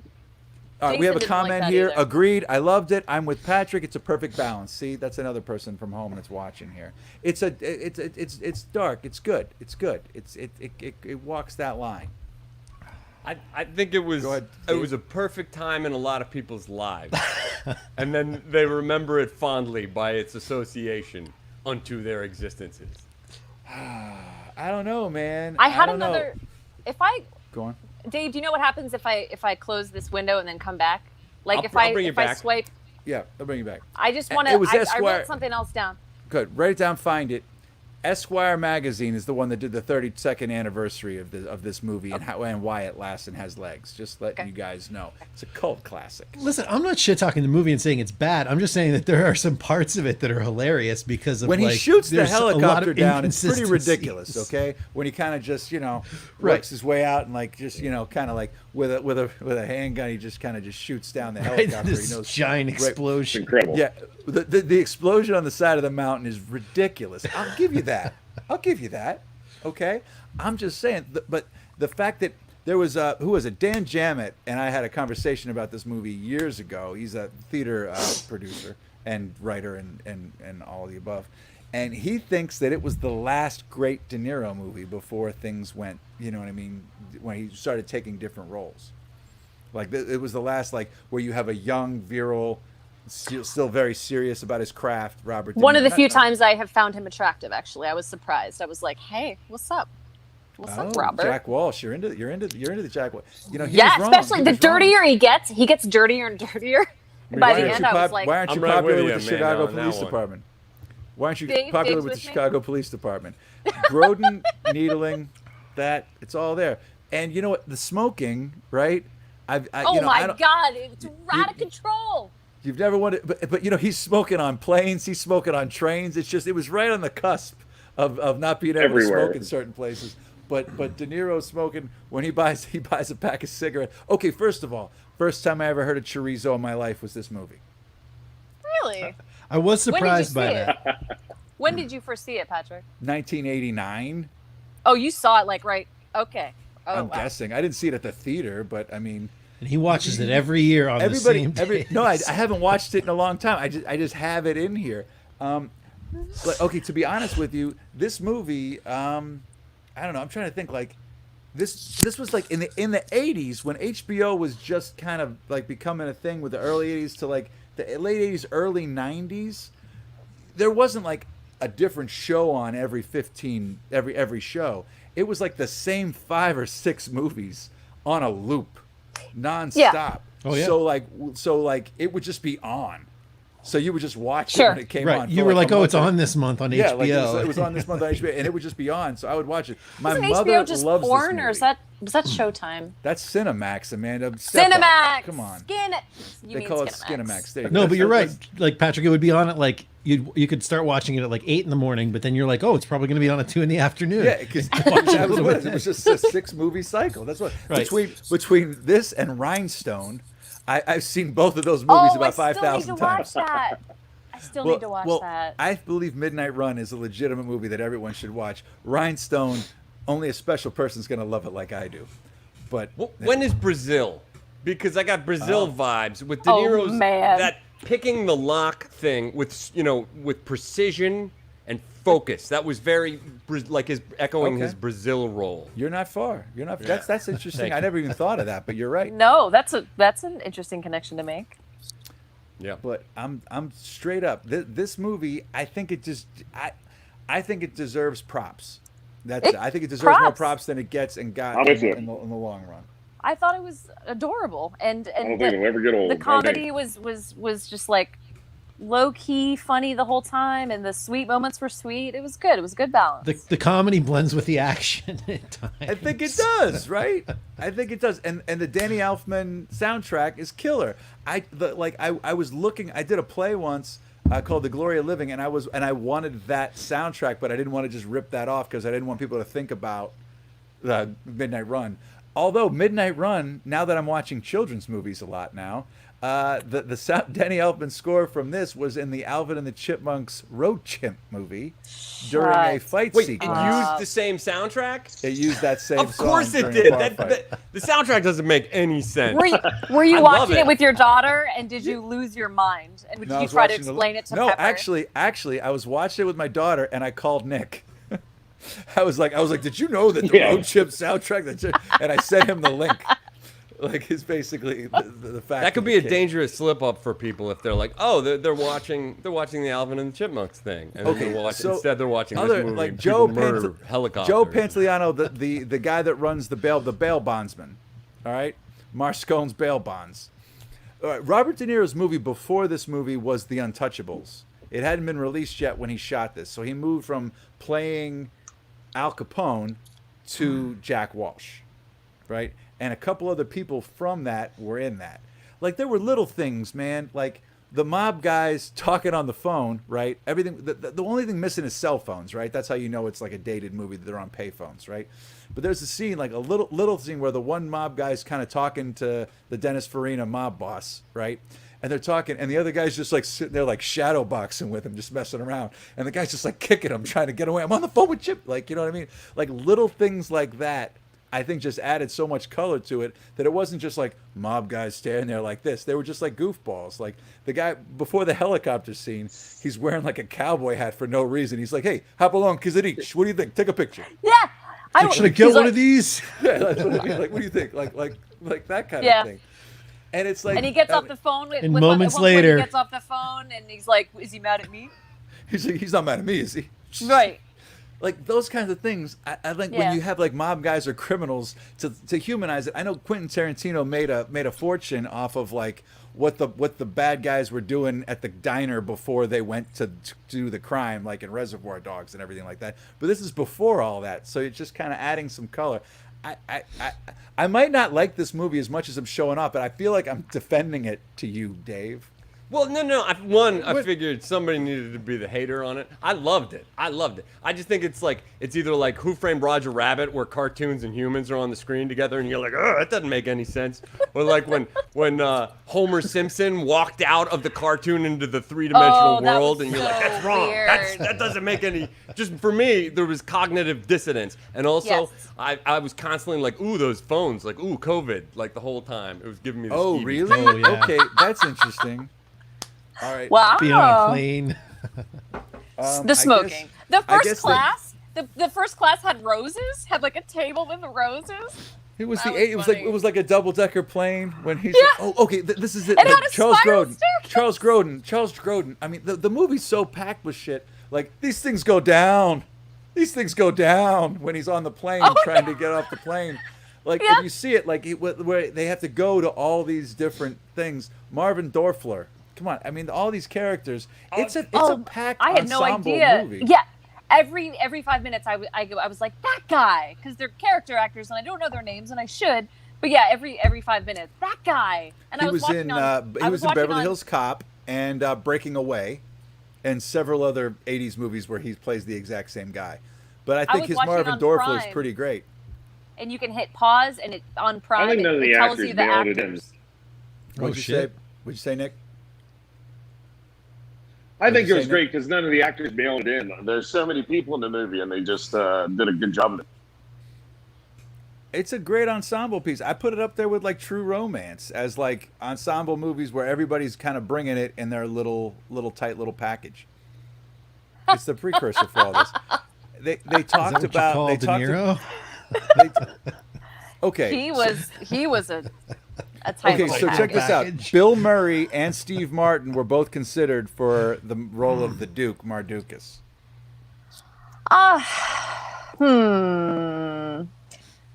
I don't know. I mean, I was going into it. I was a little weirded out. I said this to you earlier, Patrick, because all I know about Charles Grodin is Beethoven, unfortunately. So Wasn't I that was yesterday? like, Yeah. It's a fine film. That's Dave's Yeah. favorite. so I was like, I love this dog guy- movies. This guy and Robert De Niro, I was curious, and I was pleasantly surprised. So I think it's Grodin's best work. I mean, he's masterful in it, and he plays off De Niro so well. I'm just saying, as an actor, you watch those two. They're having this conversation, and it's like you can see De Niro getting frustrated with him in a good way. Like when they're talking, it's like, why aren't you popular with Chicago Police Department? When they're on the train, he's like talking. He goes, well, what do we know each other? Like, shut the fuck up. Like you know, like little things like that. Like, you're gonna put your cigarette out? No, I'm not gonna put my cigarette out. Like all these little things. If you watch it a couple of times, you realize that it's conversational. Right. But chorizo and eggs, again. I did not know what chorizo was. Did you until try chorizo after yes, that I did. moment? Yes, I did. I sought it out. And what did you I ordered think? it, and I ordered it every time it was on a menu for like 2 years after I found out about it. I love it. I can't hear a thing. That's okay. Okay, That's okay, Amanda. you sound like a robot. I am a robot. Having trouble might- connecting. You might want to So it causes refresh. my Why don't you hit unstable the internet refresh, connection. Amanda? Okay. Good. She's gonna hit the refresh and pop in. It's great. I'm glad that she watched the movie today to chime in. All right, Dave, you had other notes. Let's talk before I just start quoting. That this was thing. mostly. I loved it. I agree. The performances were amazing. The obvious improv stuff, like, have you ever had Leonese potatoes? Have you ever had them? They're delicious. They're just potatoes with the thing. And I was about to say, there's another food bit. I don't There's want to hear Yeah. potatoes. potatoes, The too. improv was absolutely fantastic. I mean, really, I absolutely loved the movie. It was a thrill ride. It just didn't make any freaking sense at all. That's And I okay. feel like Or were there that's fine. Or when they're in the diner and they're talking about how much money do we have left? He's like 68 cents or something like that. And then he's like, I'm going to buy a pack of cigarettes. What can I get? And he's like, coffee or tea, and he just orders tea. I'm like, he's starving, but he gets No, tea. it's amazing. Like, that's It's it. like, They're what the can I get same- for this? they're He was the like, you same can have price. coffee, like, or tea. He's like, how much is the coffee? 63 cents. How much is the tea? 63 cents. 63 cents. I'll have tea. That's not food, though. He He's says- talking he about says- how he hungry says- he Here- is. here's the money Meanwhile, we he's have. got $550,000 around his waist the whole time. Yeah, Spoiler alert. yeah. No, I think that's fantastic. That chimes back, man. If you watch it a second time, it's like when you watch that scene, you're like, he kind of knows it's there. He kind of even almost like moves He's like sitting he's got funny. the money there, and he's so hungry. It's like he's the like sixth- he's it's like like I Sixth need Sense. these. I need these. This is your money. You can have whatever you want with this, but this is what I'm having. So he has the cigarettes. How much is the coffee? How much is the tea? 63 cents. Marvin in But- the ending. The ending was, I mean, it was like on. Now here's the thing. It was like Pete never saw it. The mechanics of the ending were as good as any other sort of like heist bust movie logistically. Like, it was so complicated with so many moving parts. But Hold but on. then Marvin Are you on comes the in internet? as like Oh the hand yeah, up. Okay. Amanda, that's I just keep awesome. losing my connection. Amanda, get her off the screen. Okay. Marvin comes in because Marvin's role the whole time is just to mess. You know the word I want to use, Yes. but we can't use it more than twice on the Right, show. right. Marvin's just there like the chaos element. And as realistic and like meticulous as that last scene is, and De Niro, I mean, it's so believable. And then you have Marvin. I mean, actually, I love that moment because that's where I felt like those two things sort of, the like, not sure if they want to be a cartoon movie or a mob movie. Those things sort of collided in an awful big bang, and I was like, "This is fantastic," and I was thrilled in that moment that Marvin showed up, just to make it that much more interesting. I Because mean, the stakes I- were so high because we cared, because I know the acting was so good. That's what and it the was, and you relationships. fall in love with these guys, and then you've got Dennis Farina being like, when they have that conversation, when he's trying to get the discs, and he brings up that shot about what do you know, made him a captain, you know, talking about his ex-wife's new husband, who's on the take. and he just kind of like throws that in his face, like that's good. You know what I mean? Like De Niro's face. De Niro's face everything in about response that to scene that. because you think he's gonna blow the whole Yeah. thing, but he waits, and then the wire goes down. The mob guys are coming. Everything's there. Serrano's got the discs. Boom. It's all there. I think the movie's fantastic. It times up when he sticks it to, you're talking about moving parts. The guy at the bail bond shop, Jerry or whatever in the thing, who's like answering the phone and listening. Getting I'm donuts. I'm gonna get some donuts. The snitch. He was the bookkeeper in the Untouchables. Okay. There you go. He was also in The Sting. Yes, Oh he my was. God, The That was a Sting! much better role for him. Oh. He was a young actor in Sting. But yeah, all this shit. Look, this movie, to sum up, this movie's a classic, I think, and I think it deserves to be in the pantheon of these other movies of that era. Now, I think 48 Hours is what it is, right? It's amazing. Okay, I'm talking about buddy. You say buddy cop. This is a buddy picture, right? Where two guys are going across, going across the country together. Now, when they tried to do, they've tried to remake this in different configurations. The Rundown with The Rock and Stifler, about 10 or 15 years ago, they tried to redo this kind of like the formula. They tried to somebody on a skip trace, bring this guy home kind of a thing, and it's a tough skip trace and things happen. But I haven't seen anything like it, and I if the movie had gotten the props that I think it should have gotten, we wouldn't need to be talking about it right now. That's why it came up. What props? Like Should have done. like respect. It's not respected.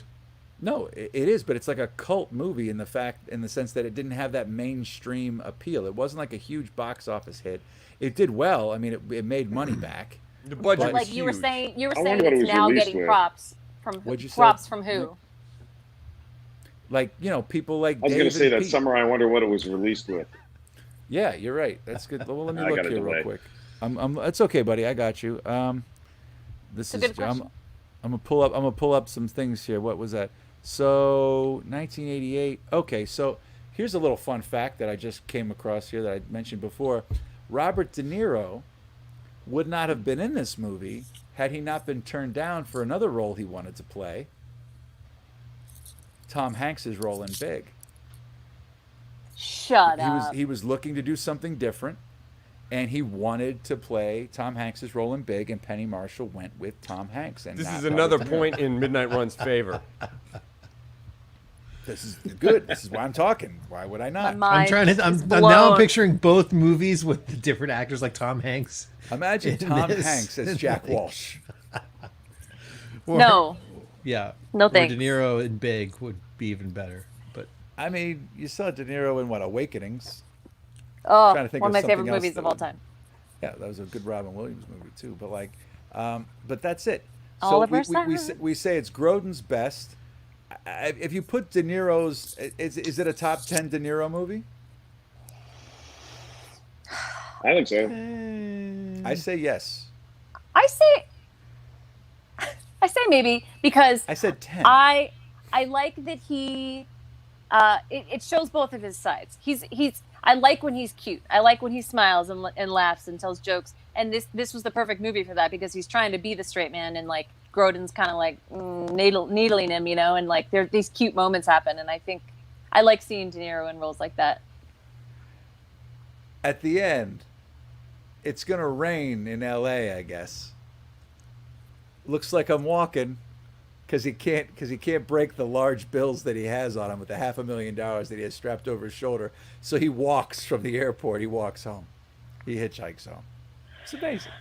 It's a nice little cap. That leather jacket. I think there's places that prefab it. You can buy it if you want it. You get a leather jacket just I'm like gonna get that. I'm gonna get that for your next birthday. What is that? Wolfskin. Doesn't Moleskine.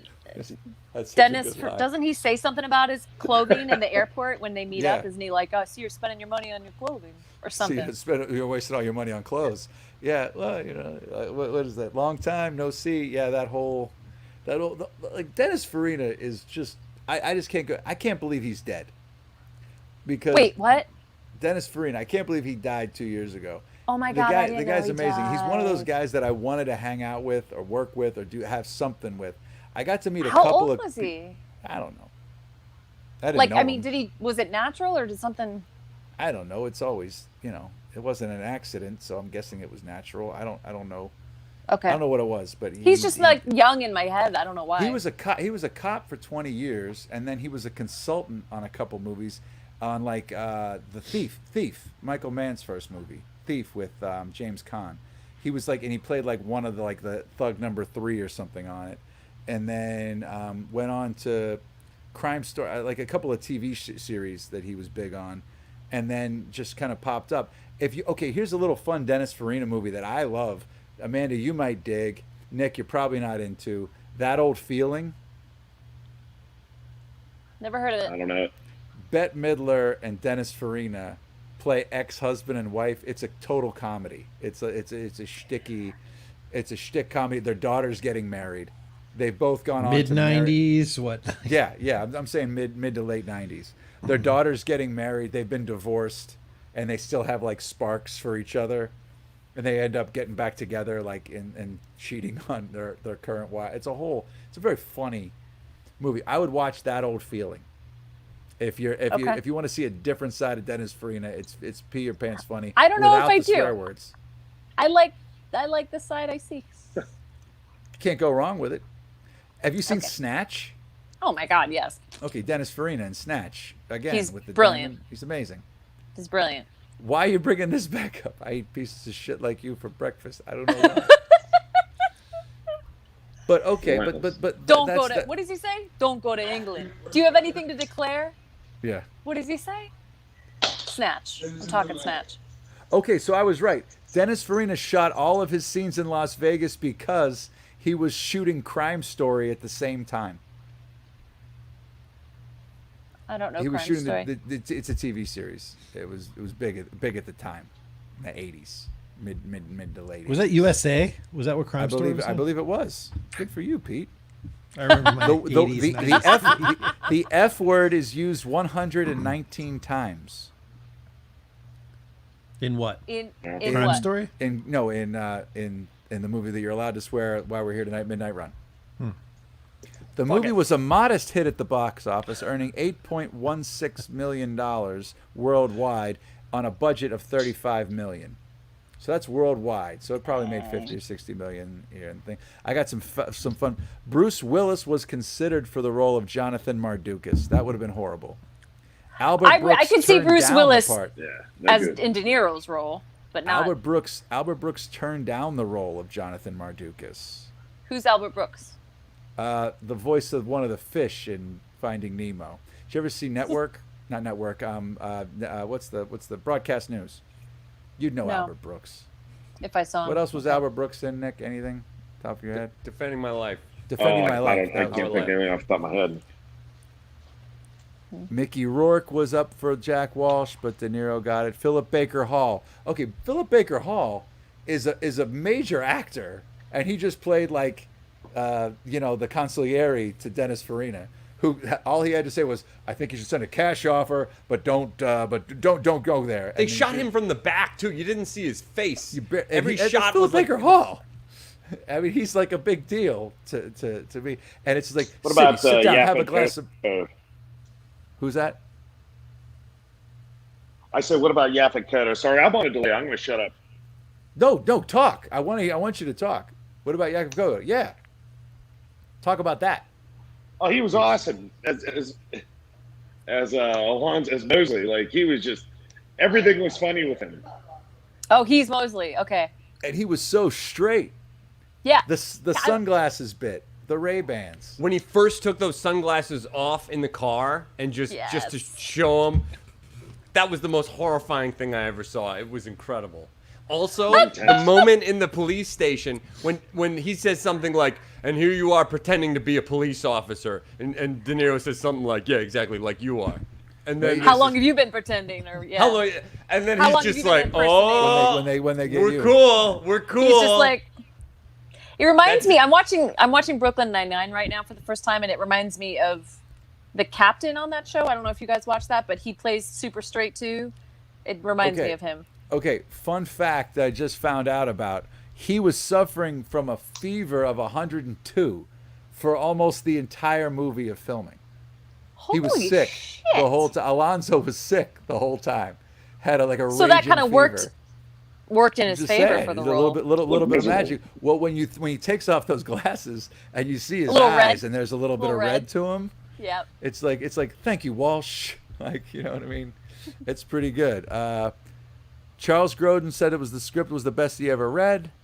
I'm just looking here, whatever, some fun facts that I The pulled best together. he for ever this. read. It The said best he that ever read. Grodin said that De Niro was out studying with police officer. He was doing his method thing for this movie, and Grodin just had to figure out what Layonnaise potatoes are,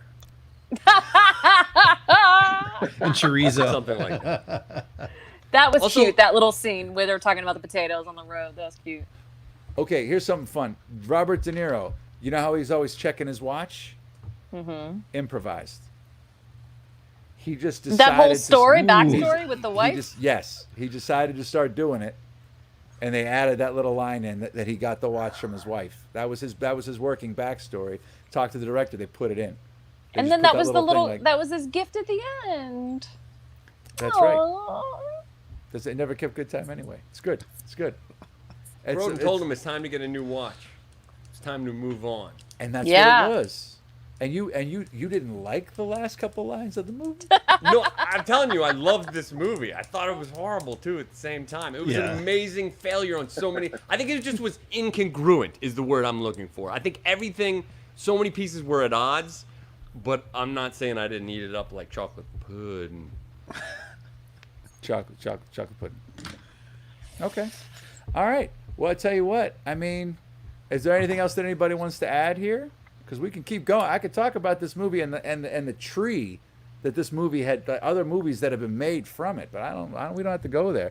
I John just had another from favorite last line. night's show. John from last night's show, the guitarist from Carolina's backing guitarist, Benuelos, noted yeah. the how closely trains, planes, and automobiles and this movie track together. I agreed on They're that. referenced together. It's talked about in a couple of those articles that I sent you guys. The one from Esquire and the one from Rolling Stone reference that of that era. There's these buddy kind of movies where things go across. I think it's great. Nick, are you going to come play music on this show ever? Oh, I don't know about that. Got to find somebody to play with. All right. Okay, good. Just wanted to, I just jumped ship before I forgot. Okay, before we end this show, I want everyone to say either their favorite or least favorite moment or line. What's something that stuck, like a funny line, a good line, a bad line, or something that was like fucking ridiculous? I have two. Can I say two? Please go.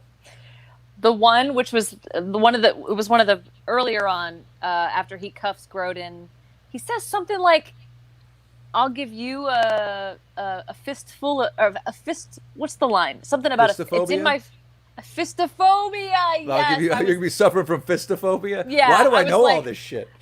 I love it because I don't retain. So Okay, that's all I do is retain. Fistophobia was funny, and then my one of my favorite moments was when De Niro is in the phone booth and Grodin is cuffed, and he's listening to De Niro, and he's telling somebody that he's gonna shoot him and throw him in a swamp, but then he looks at Grodin and he's like, I'm gonna shoot Shakes his him. I'm head. gonna "You shoot know what I'm him. talking about?" Yeah, he goes, I'm gonna shoot him. He's talking to the bail bondsman. He's talking to Marscone, and he goes like, I'm gonna shoot him and I'm throwing him in a fucking swamp. And then he looks. I thought that was so cute. I loved that. Like, I love that. don't worry, I'm not gonna do that. And then that's good. Those are good. Yeah. Those are two winners, Amanda. Thanks. Okay. Sarah D'Addario just chimed in with a good line here. You don't look like a criminal. The little kid, his ex-wife's kid, his ex-wife's new kid, not his, says, "You don't look like a criminal." And Charles Grodin, in a very Charles Grodin way, went, "I'm a white-collar criminal." I did not hear that. I didn't. yeah, I he's- heard I heard the kid, but I didn't hear that response. I'll have to watch that again. Yeah. I'm a white-collar criminal. That's Sarah D'Addario, gold star, always coming in. All right, Dave. Because I believe that Grodin was both speaking as a character and as an actor alongside De Niro. He said, "You have two emotions, silence and rage." That's great. I love that.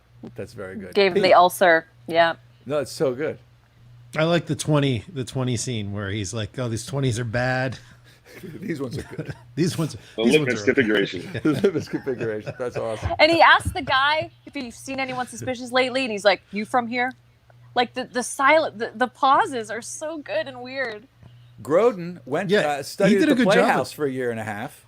He in did a good job Pittsburgh. of that, but like De Niro's part of that was terrible. That was terrible acting. He couldn't even like play along at all. What was amazing with it was that he was playing along badly. I thought Yeah. it was next level because that was like his character, like trying to, like, wow, Meta. what's this guy doing? Like, what's this guy doing? I thought, But like, it was, how are you like a bail bondsman, but you don't understand pulling a scheme on people? I feel like you that's didn't like know. the- Like, okay, what if somebody comes in, like, you don't know what it's gonna be, right? And like you and I go in, I'm like, hey Pete, just back me up on this one, all right? I'll be like this. And you pop your collar, and you're like, And I pop my collar and I start acting like a bad Perry Mason, like, you know what I mean? And I'm just like, yeah, like, let me see have you seen any suspicious people changing 20s around here? Do you have any $20 bills?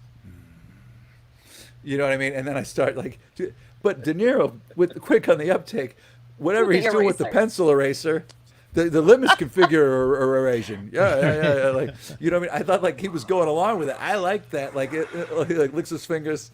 He takes like 8 20s and leaves 2. He's like, these ones are bad. These ones are good. "These ones are good." That's all. But all right, Nick. I have talk 2 to me. words for you. Shut the fuck up. Well, there goes mine. There goes my big favorite line. But yeah, Nick, what go. about Nick? I think Dorfler cracks me up.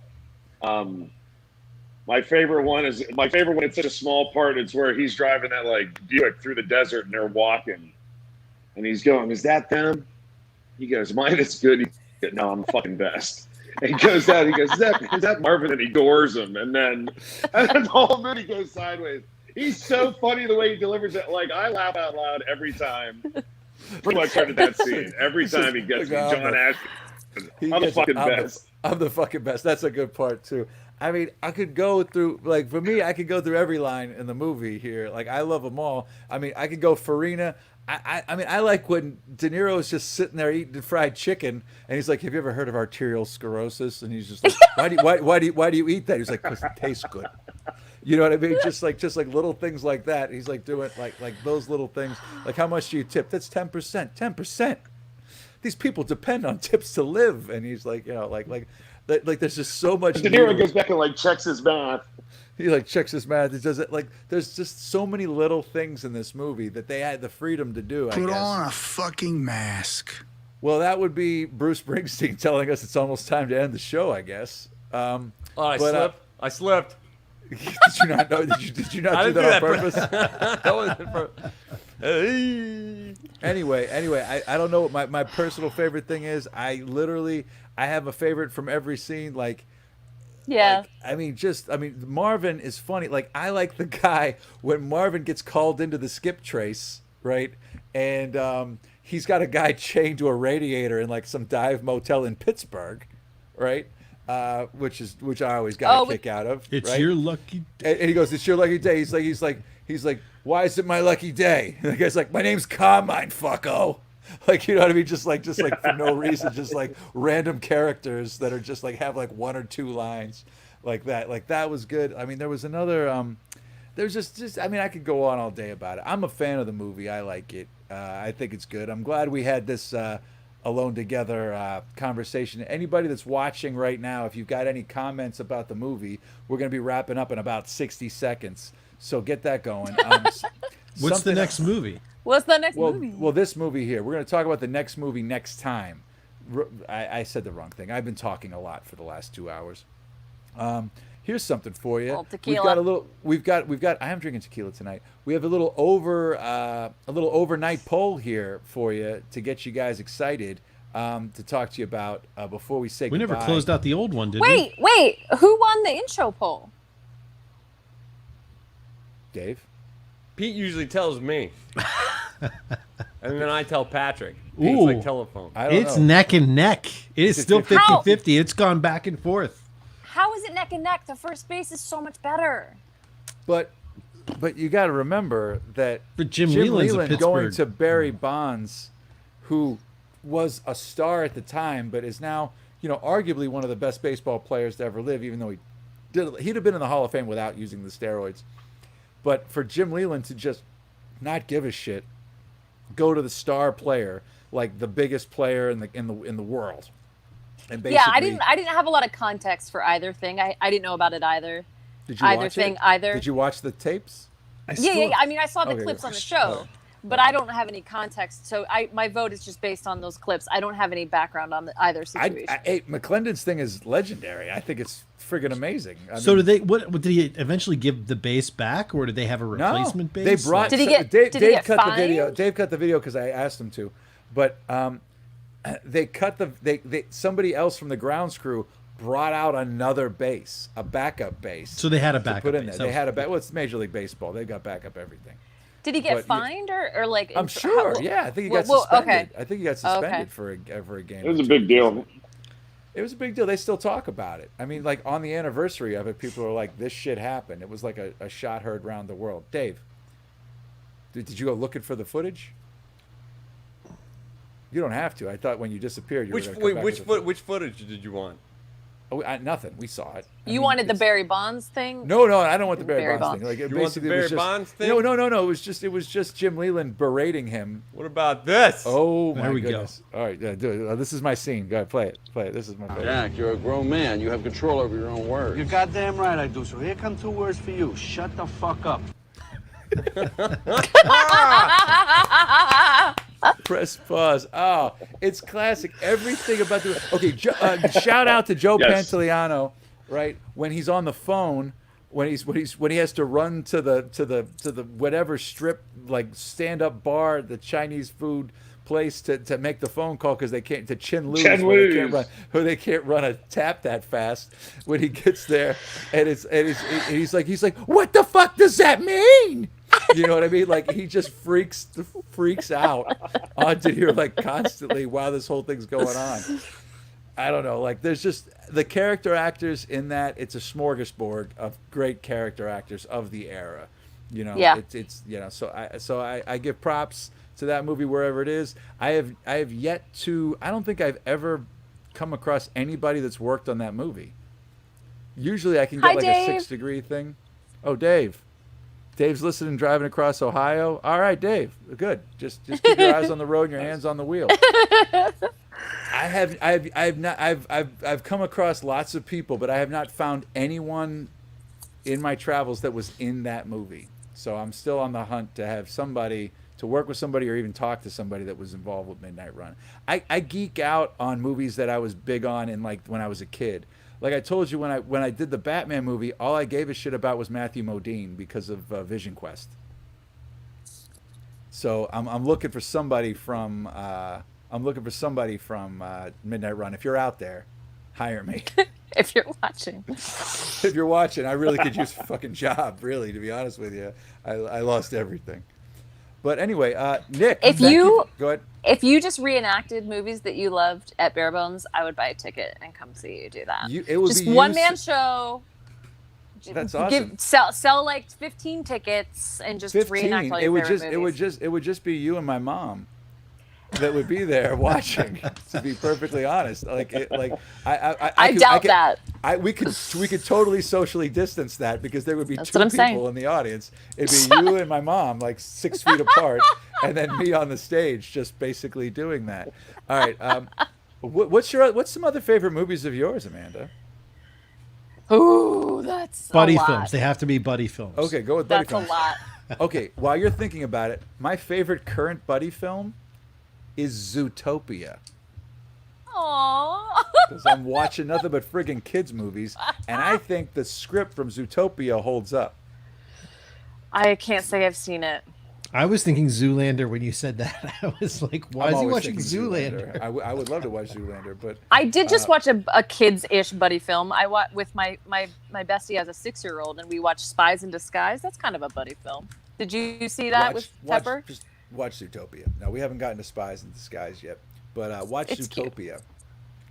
Okay. You and Jason watched Utopia tonight. That's your homework. And We were talk actually about going to watch Raymond Chandler movie, Long Goodbye. We were gonna watch that Oh tonight. yeah. Oh. It's one of his favorite books, and I've never read it or seen it, and so we were going to watch it. Dave, did we talk? We talked. What did we talk about last night? Paris, Texas. Do you think Paris, don't know. Texas holds up, Dave? Oh, absolutely. Nick, have you seen Paris, Texas? No, that's another new one on me.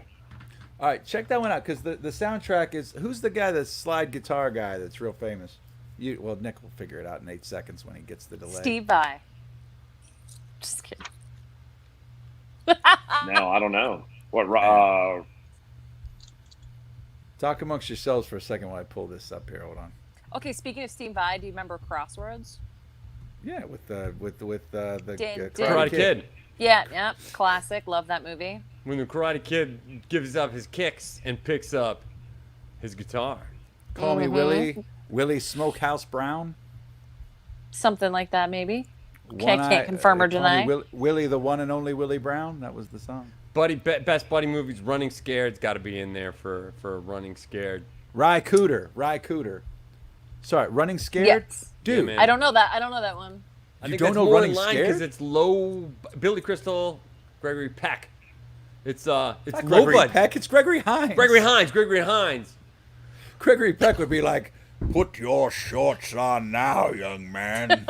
Dr. Tap. But that's a movie that works because it's the budget's low. And it was before Billy Crystal hit it with City Slickers. But yeah, Michael yeah. McDonald does the theme song. Michael McDonald, and he's in see, that's the one thing that's another thing I miss about the '80s and movies and soundtracks. Right, I miss the actors from the movie being in the music videos. Okay, and I believe Michael McDonald, like the guys from Running Scared, were in that. Like they show up in the thing, like the Back to the Future. It was like Michael J. Fox was in the. You know what I mean? The Huey Lewis video, like Ghostbusters. They were walking down the street with Ray Parker Jr.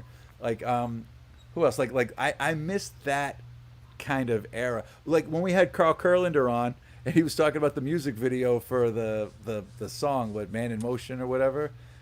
Like the music video, like the band, the cast is in there with the band. You know what I mean? Like I missed that. That's one thing that they should bring back. First, music videos, and second, the other thing. Okay. Nick mentioned, I think it was Nick, The Sting's one of, could you call that a buddy movie? That's one of my favorites. Yeah, I mean, you could say for Butch sure. Cassidy, The Sundance Kid. You know what I mean? Like those are buddy movies. Yeah. The Master.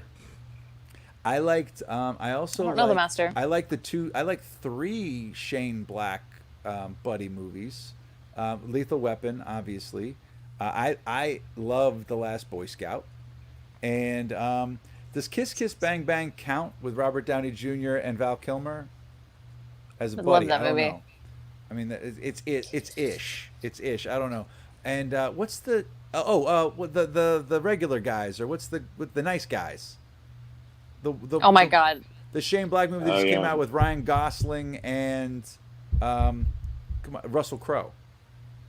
Oh, I didn't see that. I think that, I mean, but they also set it in an earlier era, right? They almost set it in the era of the buddy cop, golden era. But I think that's one of the best buddy movies that's happened in the last 10 years. I could be wrong. Ryan Gosling? Short Circuit 2. Yeah. They couldn't make it now with that cast.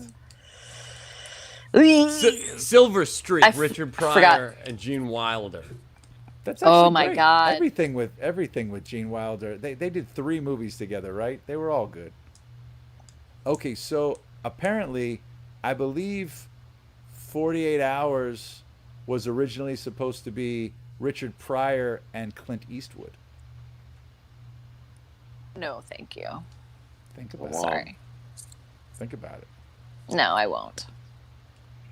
I Oh, won't think about Ishtar. Tommy Amoeba came in with a really good buddy movie. Bad Boys for Life.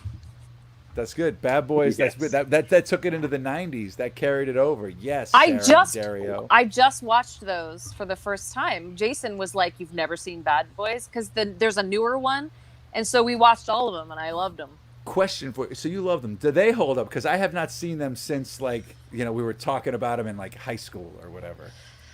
I'm not a good retainer. I don't retain well. This was a good movie, that's all. But I remember enjoying them. Whether they held up or not, I honestly can't remember. Maybe Sarah remembers. Maybe Sarah can help. All right. Help. So that's good. Okay. I don't remember thinking anything wild. I don't think. Maybe some homophobia. I'm not really? positive though. Maybe. Okay. All I remember might... is like Martin Lawrence when they're like breaking into a house and they're like, "Hey, it's the police," and he's like, "You can't be like that." You gotta that be, was with funny. white people, it's like, "Can you have here for a cup of sugar?" Like, I don't know. Like, I always got a kick out of that. I love Eddie Murphy Martin did Lawrence. It and Martin Lawrence as well. So okay, so here's something that's messed up. I don't know if this is a buddy movie, but Coming to America was making a sequel, and I don't know if it was affected by COVID or not. But that would be another What thing. you mean now? Yeah. What? They were shooting a sequel to Coming to America. Arsenio Hall and Eddie Murphy were signed on to do it. I'm gonna go look at my movies because I feel like I'm forgetting something that buddy fits into movies? this conversation. Okay, Yeah. go on. Nick, you got Go any on. other buddy movies before we wrap up tonight? 3. I was gonna say Ghostbusters was a good one. Loved Ghostbusters. Does what is the Superbad kind of a buddy movie, a contemporary buddy movie with those kids? Yes. 2 thumbs Right? up. I mean, it's in the same vein. If right? we're talking contemporary, Yeah. I love the Paul Rudd movie with Jason Segel. That's like my favorite. I Love You, Man? Do you know what I'm talking about? Oh, yes. I Love You, Okay, Man. That's good. Okay, does Thelma and Louise, does that count for you guys? I you guys haven't like seen Thelma it. and Louise? I hate to admit that. I'm really Sure. sorry. I think I'm just thinking of buddy movies like Thelma and Love You, Louise Man. kind of counts. It's like Natural Born Killers. I liked The Other Guys. Is that an unpopular It's more opinion? of a romantic thing. All right, go on. All That's right, the one with Will Ferrell. Will Ferrell and Wahlberg. Yeah. I thought that was funny. okay, Sorry. Pete. Spies what- Like what- Us. We have some breaking information. Breaking news. This weekend's Jag-Off. We better get it on the air before we forget to do it. It's not the weekend. Today's Thursday. Oh, Dave's I taking forgot. tomorrow We have off. another. Oh, jeez. You guys have fun. I'm out of here. Be floating on a dinghy. Here we are. The overnight, the Jag-Off it is, and this is very important. Tommy and Amoeba, we need you to send the message home. It's Fat Man D versus Century 3 Chevrolet Jingle. That's right. Fat Man D versus Century 3 Chevrolet Jingle. That's right. The bracket. The divine bracket is putting together the titans of the Pittsburgh industry in strange pairings and wonderful results. And you have to vote. Here we go. TogetherPGH.com/vote. Which one do you want? Do you want the Century 3 Jingle, Century 3 Chevrolet Minutes from the Mall, which it isn't anymore, Lebanon Church Road, Pittsburgh, or Fat Man D? This is the winners of the in-show Jag-Off polls trying to make it to the big bracket, which is already at the Sweet 16. Send Fat Man D home, or if you're into the Century 3 Chevrolet Jingle, get your votes going right now, togetherpgh.com/vote. If there's nothing else, guys, we've gone a little bit over the 1 hour time for our show tonight. But if there's We're still 50-50 in the in-show poll. Oh my by God! the way, Somebody vote. Like I exactly. gotta close it down when the show ends. So, All right, so if it's a tie, maybe we carry it over to tomorrow. We drop a forfer. Nick, did you Or- vote? a forfer. Yeah, a forfer. So we'll have those 2 from last night, and then the 2 from tomorrow. Oh wait, no, they go. Wait, was last against- night a tie no, too? No. Last night wasn't a tie. So We we give could it have to Nick. Nick. Oh my God, Nick, have you voted yet? That's what I just said. Hey, Amanda. Amanda, the men are talking here. No. Like all the movies we just talked about? Yeah, I know. I said Thelma and Louise. Okay. You did, I know. You sure did. You But never no, did saw Nick it. did Nick vote? I am terrible. Brad Pitt was in Thelma and Louise. Eh. So Susan Sarandon let's let Nick choose here. and Louise.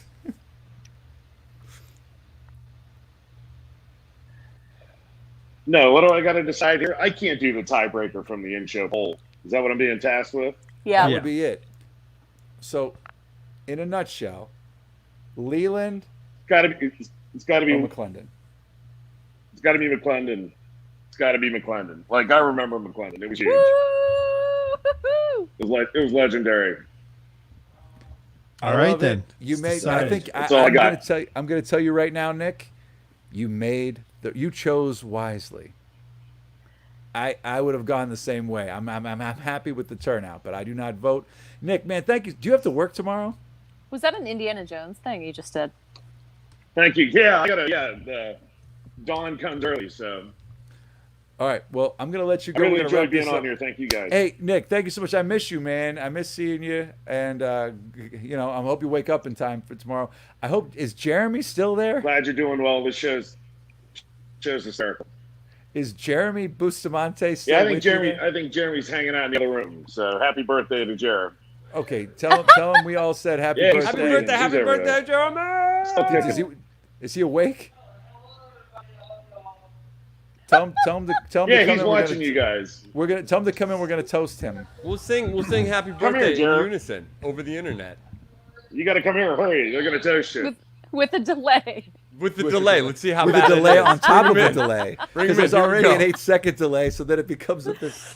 Happy Happy birthday. Happy birthday to you. Happy birthday to you. Birthday to you. Happy birthday. Happy birthday. Wait, come back. Jeremy. Happy birthday. Happy birthday. Singing to you. Happy birthday. You. Come here. I tell you what, that is why bands are being able to do these things Oh, you got online it. streaming right now, because our timing was so on point. Were we trying to be off? I think so, because it could not have Seamless. been that bad if we wanted to. I have It sounded perfect perfect pitch. on this end. Actually, Dave's the singer on the chat right now. Nick, It get was- some sleep. give us Thank an you A+. for being here for Midnight Run, buddy. I needed your backup. I needed your moral See you guys. support. Thanks, And, Nick. take it easy, Nick. Thank you. Get Good some to see you, sleep. Nick. Thanks, Nick buddy. Andes is he is the man. He is an engineer on top of a film aficionado. Repo Man is a buddy film. Repo Man is a buddy film, and it also stars. And that guy, that character actor's in that. What's his name? Harry Dean He Stanton. was in, maybe, yeah. The guy that serves him coffee at the end when he gets his sunglasses back. that would in the not diner. That would not be Harry Dean Stanton. You're thinking of the guy. No, that was, no, that not guy Harry was in Dean Conan the Stanton. Barbarian. He was in Conan, but he was also in Reaper Man. No, Harry Dean Stanton, I know him from Battlestar Galactica, right? He was a Cylon. And that show where the guy wakes up in different an bodies alien. all the time. He was an alien. Okay, maybe I'm not thinking the right guy. You're not thinking of the right guy. Harry Dean Stanton was the star of Paris, Texas. Yeah, and Which I haven't seen. So I started watching Lucky. I don't think I made it all the way through it, but is Lucky like this? I've never seen Paris, Texas either. I don't think I've seen Paris, Texas. Lucky was produced by my dear friend Drago Samanja, who just passed away. And I'm glad you saw that, man. We were talking about having a screening of it at the theater here in Braddock when Lucky was coming out, and we never got around to it. But yeah, Harry Dean Stanton, yeah, and Lucky, great movie. My friend Hugo Armstrong's in that too. I had lots of friends that showed up in that one. Harry Dean Stanton. That was Yeah, cool. you It saw was- Lucky? How'd you pick up Lucky? That's awesome. I was listening to a podcast or something, and someone mentioned it, and so I was, or maybe it was right after Harry Dean Stanton Dean passed away. Stockwell. Didn't he pass away a few years ago, like a year ago or so? Yeah, he died. He passed away a couple years ago. But that movie's only like 3 years old or I something. He was know. like 85 or He was 88. old- He in was that probably movie or older something. than that. Yeah, He was doing like push-ups and like he's like working out in it, like he's in his tighty whities. Harry Dean Stanton is like a hero. Like like he's one of my guys. Like he's on my Mount Rushmore kind of a thing. I'm a big fan of him as an actor and as a dude. I was thinking Dean Stockwell. Sarah just. No, we got that. We got that. Okay, but like I want to talk about Dean Stockwell. That's all. I'm just trying to move. All right, the talk about conversation. Dean Stockwell's No, abs. it's okay. No. What? His Wasn't abs? Dean Stockwell the guy that played Superman? No. That's No. another Dean. I'm sorry. Oh, I understand. No, Dean Stockwell is He's out classic. Quantum Leap, man. Quantum Leap. That's what I Yeah. meant by the guy with Dean the bodies. Stockwell. Dean Stockwell was in Ziggy's Paris, computer. Texas. Yeah. Oh, Dean Stockwell was in Paris. was he the guy that held Ziggy or He's talked the to one. Ziggy? They're like his only friend along the way is Al. Ziggy. That's it. No, but Gotta Dean think of the Stockwell intro. plays, I believe, Harry Dean Stanton's, I think, brother in Yes. Paris, Texas. Yeah, right? Yeah. Oh, Yeah, okay. he's I'll really good I'll in it. check that out. Is he Paris, still Texas- alive? I do believe so, yeah. Dean Stockwell? I think Dean Yeah. Stockwell is, yeah. I'm Yeah, super 'cause- jealous about Long Goodbye. I would love to see that again for the first time. Well, it's a little late. Maybe I won't watch it, but yes, if I do, I'll let you know. Yeah, It's I'm worth staying excited up to for. see it. My mom says the boy with the green hair. What's that? Dean Stockwell wasn't in Repo Man, but Harry Dean Stanton was, Tommy. The boy with the green hair is Dean Stockwell as a kid because he was a child actor. Even though he acts like he's got like an edge, so you wouldn't think he was a child actor, but he played the boy with the green hair. Dean Wasn't that wasn't Macaulay in Culkin? Repo Man? The guy that I was saying is in Repo Man and Conan. Who's that? Patrick, you said No, you're thinking Abe Vigoda? Wait, Fish? What are He you talking about? I'm gives sorry. De Niro gets a cup of coffee and he's like, "Bad day." Oh, yeah, that guy. Yeah, he That was in guy. Conan. He was in Conan the He's Barbarian. in Repo Oh, I thought you meant Conan O'Brien. I was like, wait. No, that's who I'm saying. I was saying I think is in Repo Man. I just don't know his name. That's okay. Hey, when you said you chose wisely, was that an Indiana Jones reference? Yes, when I did that, that was an Indiana Jones reference. Bravo. Well, this show's going to get shut down on YouTube now. Well, we should What call is it this? anyway. It's getting late. Yo, no, it's time. It's time to wrap the show up. This is like one of our Hey, I 2 figured hours. since we didn't use our F-bomb quota, we were actually pretty good about it. I think we can roll that whole video if you want to, Patrick. The Jim baseball Leland video. The Jim Leland one. Go It's a out on good- that. It's a good edit. Okay, we're going to end that. Thank you for watching the show tonight. Tomorrow, it's going to be great. We have Natalie Bensavenga is going to be back. Dave Bracey's going to be here talking about some local brews. Natalie's got 5 minutes with Pete. Who else is going to be We here also with have us? Laura Waynes from Pittsburghers for Public Transit, Barb Warwick from the Greenfield Community Association, and Ziggy Edwards from the Junction Coalition. So talking about the development in Hazelwood and the Greenfield areas. So should be interesting. They're all going to be together. They're not going to be in individual things. So it's going to be like a round table with 5 or 6 of us. So we're going to keep it tight. The show's going to be an hour long. Will it? And it's going to be great. So that's awesome for tomorrow. Fat Man D, you can vote right now. Fat Man D versus the Century 3 Chevrolet Jingle. And tomorrow, tune back in. We will love to see you. We'll be here. In the meantime, please remember, if you're still watching here tonight, wear a mask, socially distance with each other. The numbers aren't looking great for Allegheny County. It's been 8 days of over 100. So please take this seriously, even if you are of whatever political side you're on. Wear a mask. And remember, I mean, Bane said this. No one cared who I was till I put on the mask. Batman said this. Wear a mask. I'm not afraid to be seen standing up to these guys. The mask's not for you. It's to protect the people you care about. Bruce Springsteen said this. Dave's like, Put on a fucking mask. And Sally Wiggins said this. When I walk out and there's someone without a mask and they come too close to me, I'm just racked with fear, and then I want to punch them in the face. What more do you need, folks? Dave, Let's you just got this keep one it- lined up? Let's just keep it real. Pete, you got something else? A cow goes moo. A bunny rabbit goes meow. A dog goes bark. Dave goes insane. Well, Dave's the best in the business for a reason, folks. You can just call it out and it appears. Thank you to That's Kate Patrick Romane. Bingo. If you're playing, anyone playing at home, Patrick Bingo. You got it there, Patrick Bingo. Make it happen. I want to thank Amanda for joining us tonight. I want to thank Nick Andes. I want to thank Kate Romane doing her new segment with us. I want to thank Gene Love it. Stovall, who came to us from friggin' Cologne, Germany. And Pete, on behalf of Pete, Dave, and myself, thank you. Stay safe, and Watch it. thank Watch you that for movie. finding out about Midnight Run. And our next movie talk What will is not this be this Midnight long. Run? That's another Midnight Run with Shooter McGavin. When are you gonna announce the next movie? Tomorrow or the next week? It might be next month. I mean, who knows when it's gonna happen? We thought we had an opening. We thought we had like a void, so we tried to fill it, and it took an extra hour. Labyrinth. But, it's going to be Labyrinth. it could be No, Labyrinth. Dark Crystal. Oh, Dark Crystal. Sorry, I mean- Dark Crystal. Dark Crystal. I Yeah, haven't yeah, seen yeah. Dark Crystal. You'd have to head that one up, Dave, because you're like a professional on it. Oh, I will. And then you Would gotta you be watch. willing to do- Then you gotta watch the Netflix. Dave, did you like the Netflix series or no? Whoa, or is that a whole whoa, other whoa, show? We're wrapping Okay, up. okay. This is for All right, the all right, green all right, room. all right. Save it This for is the green show. room. Save This it is for the green show, room. Okay, okay, Amanda. okay.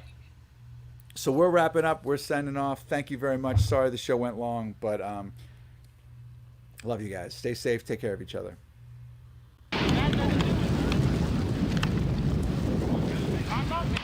Now don't fuck with me. I'm not fucking with nobody. Don't fuck with me, no. I've had enough of this fucking shit.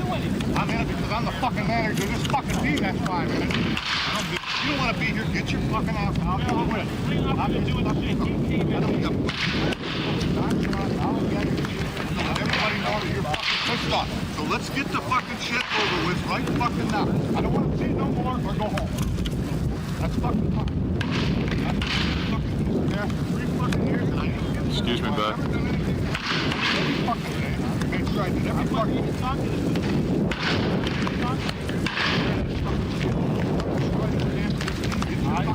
I'm fucking serious. I'm not gonna put this fucking shit up. But I do know one thing. I am the goddamn manager, and I'm going to run this goddamn team.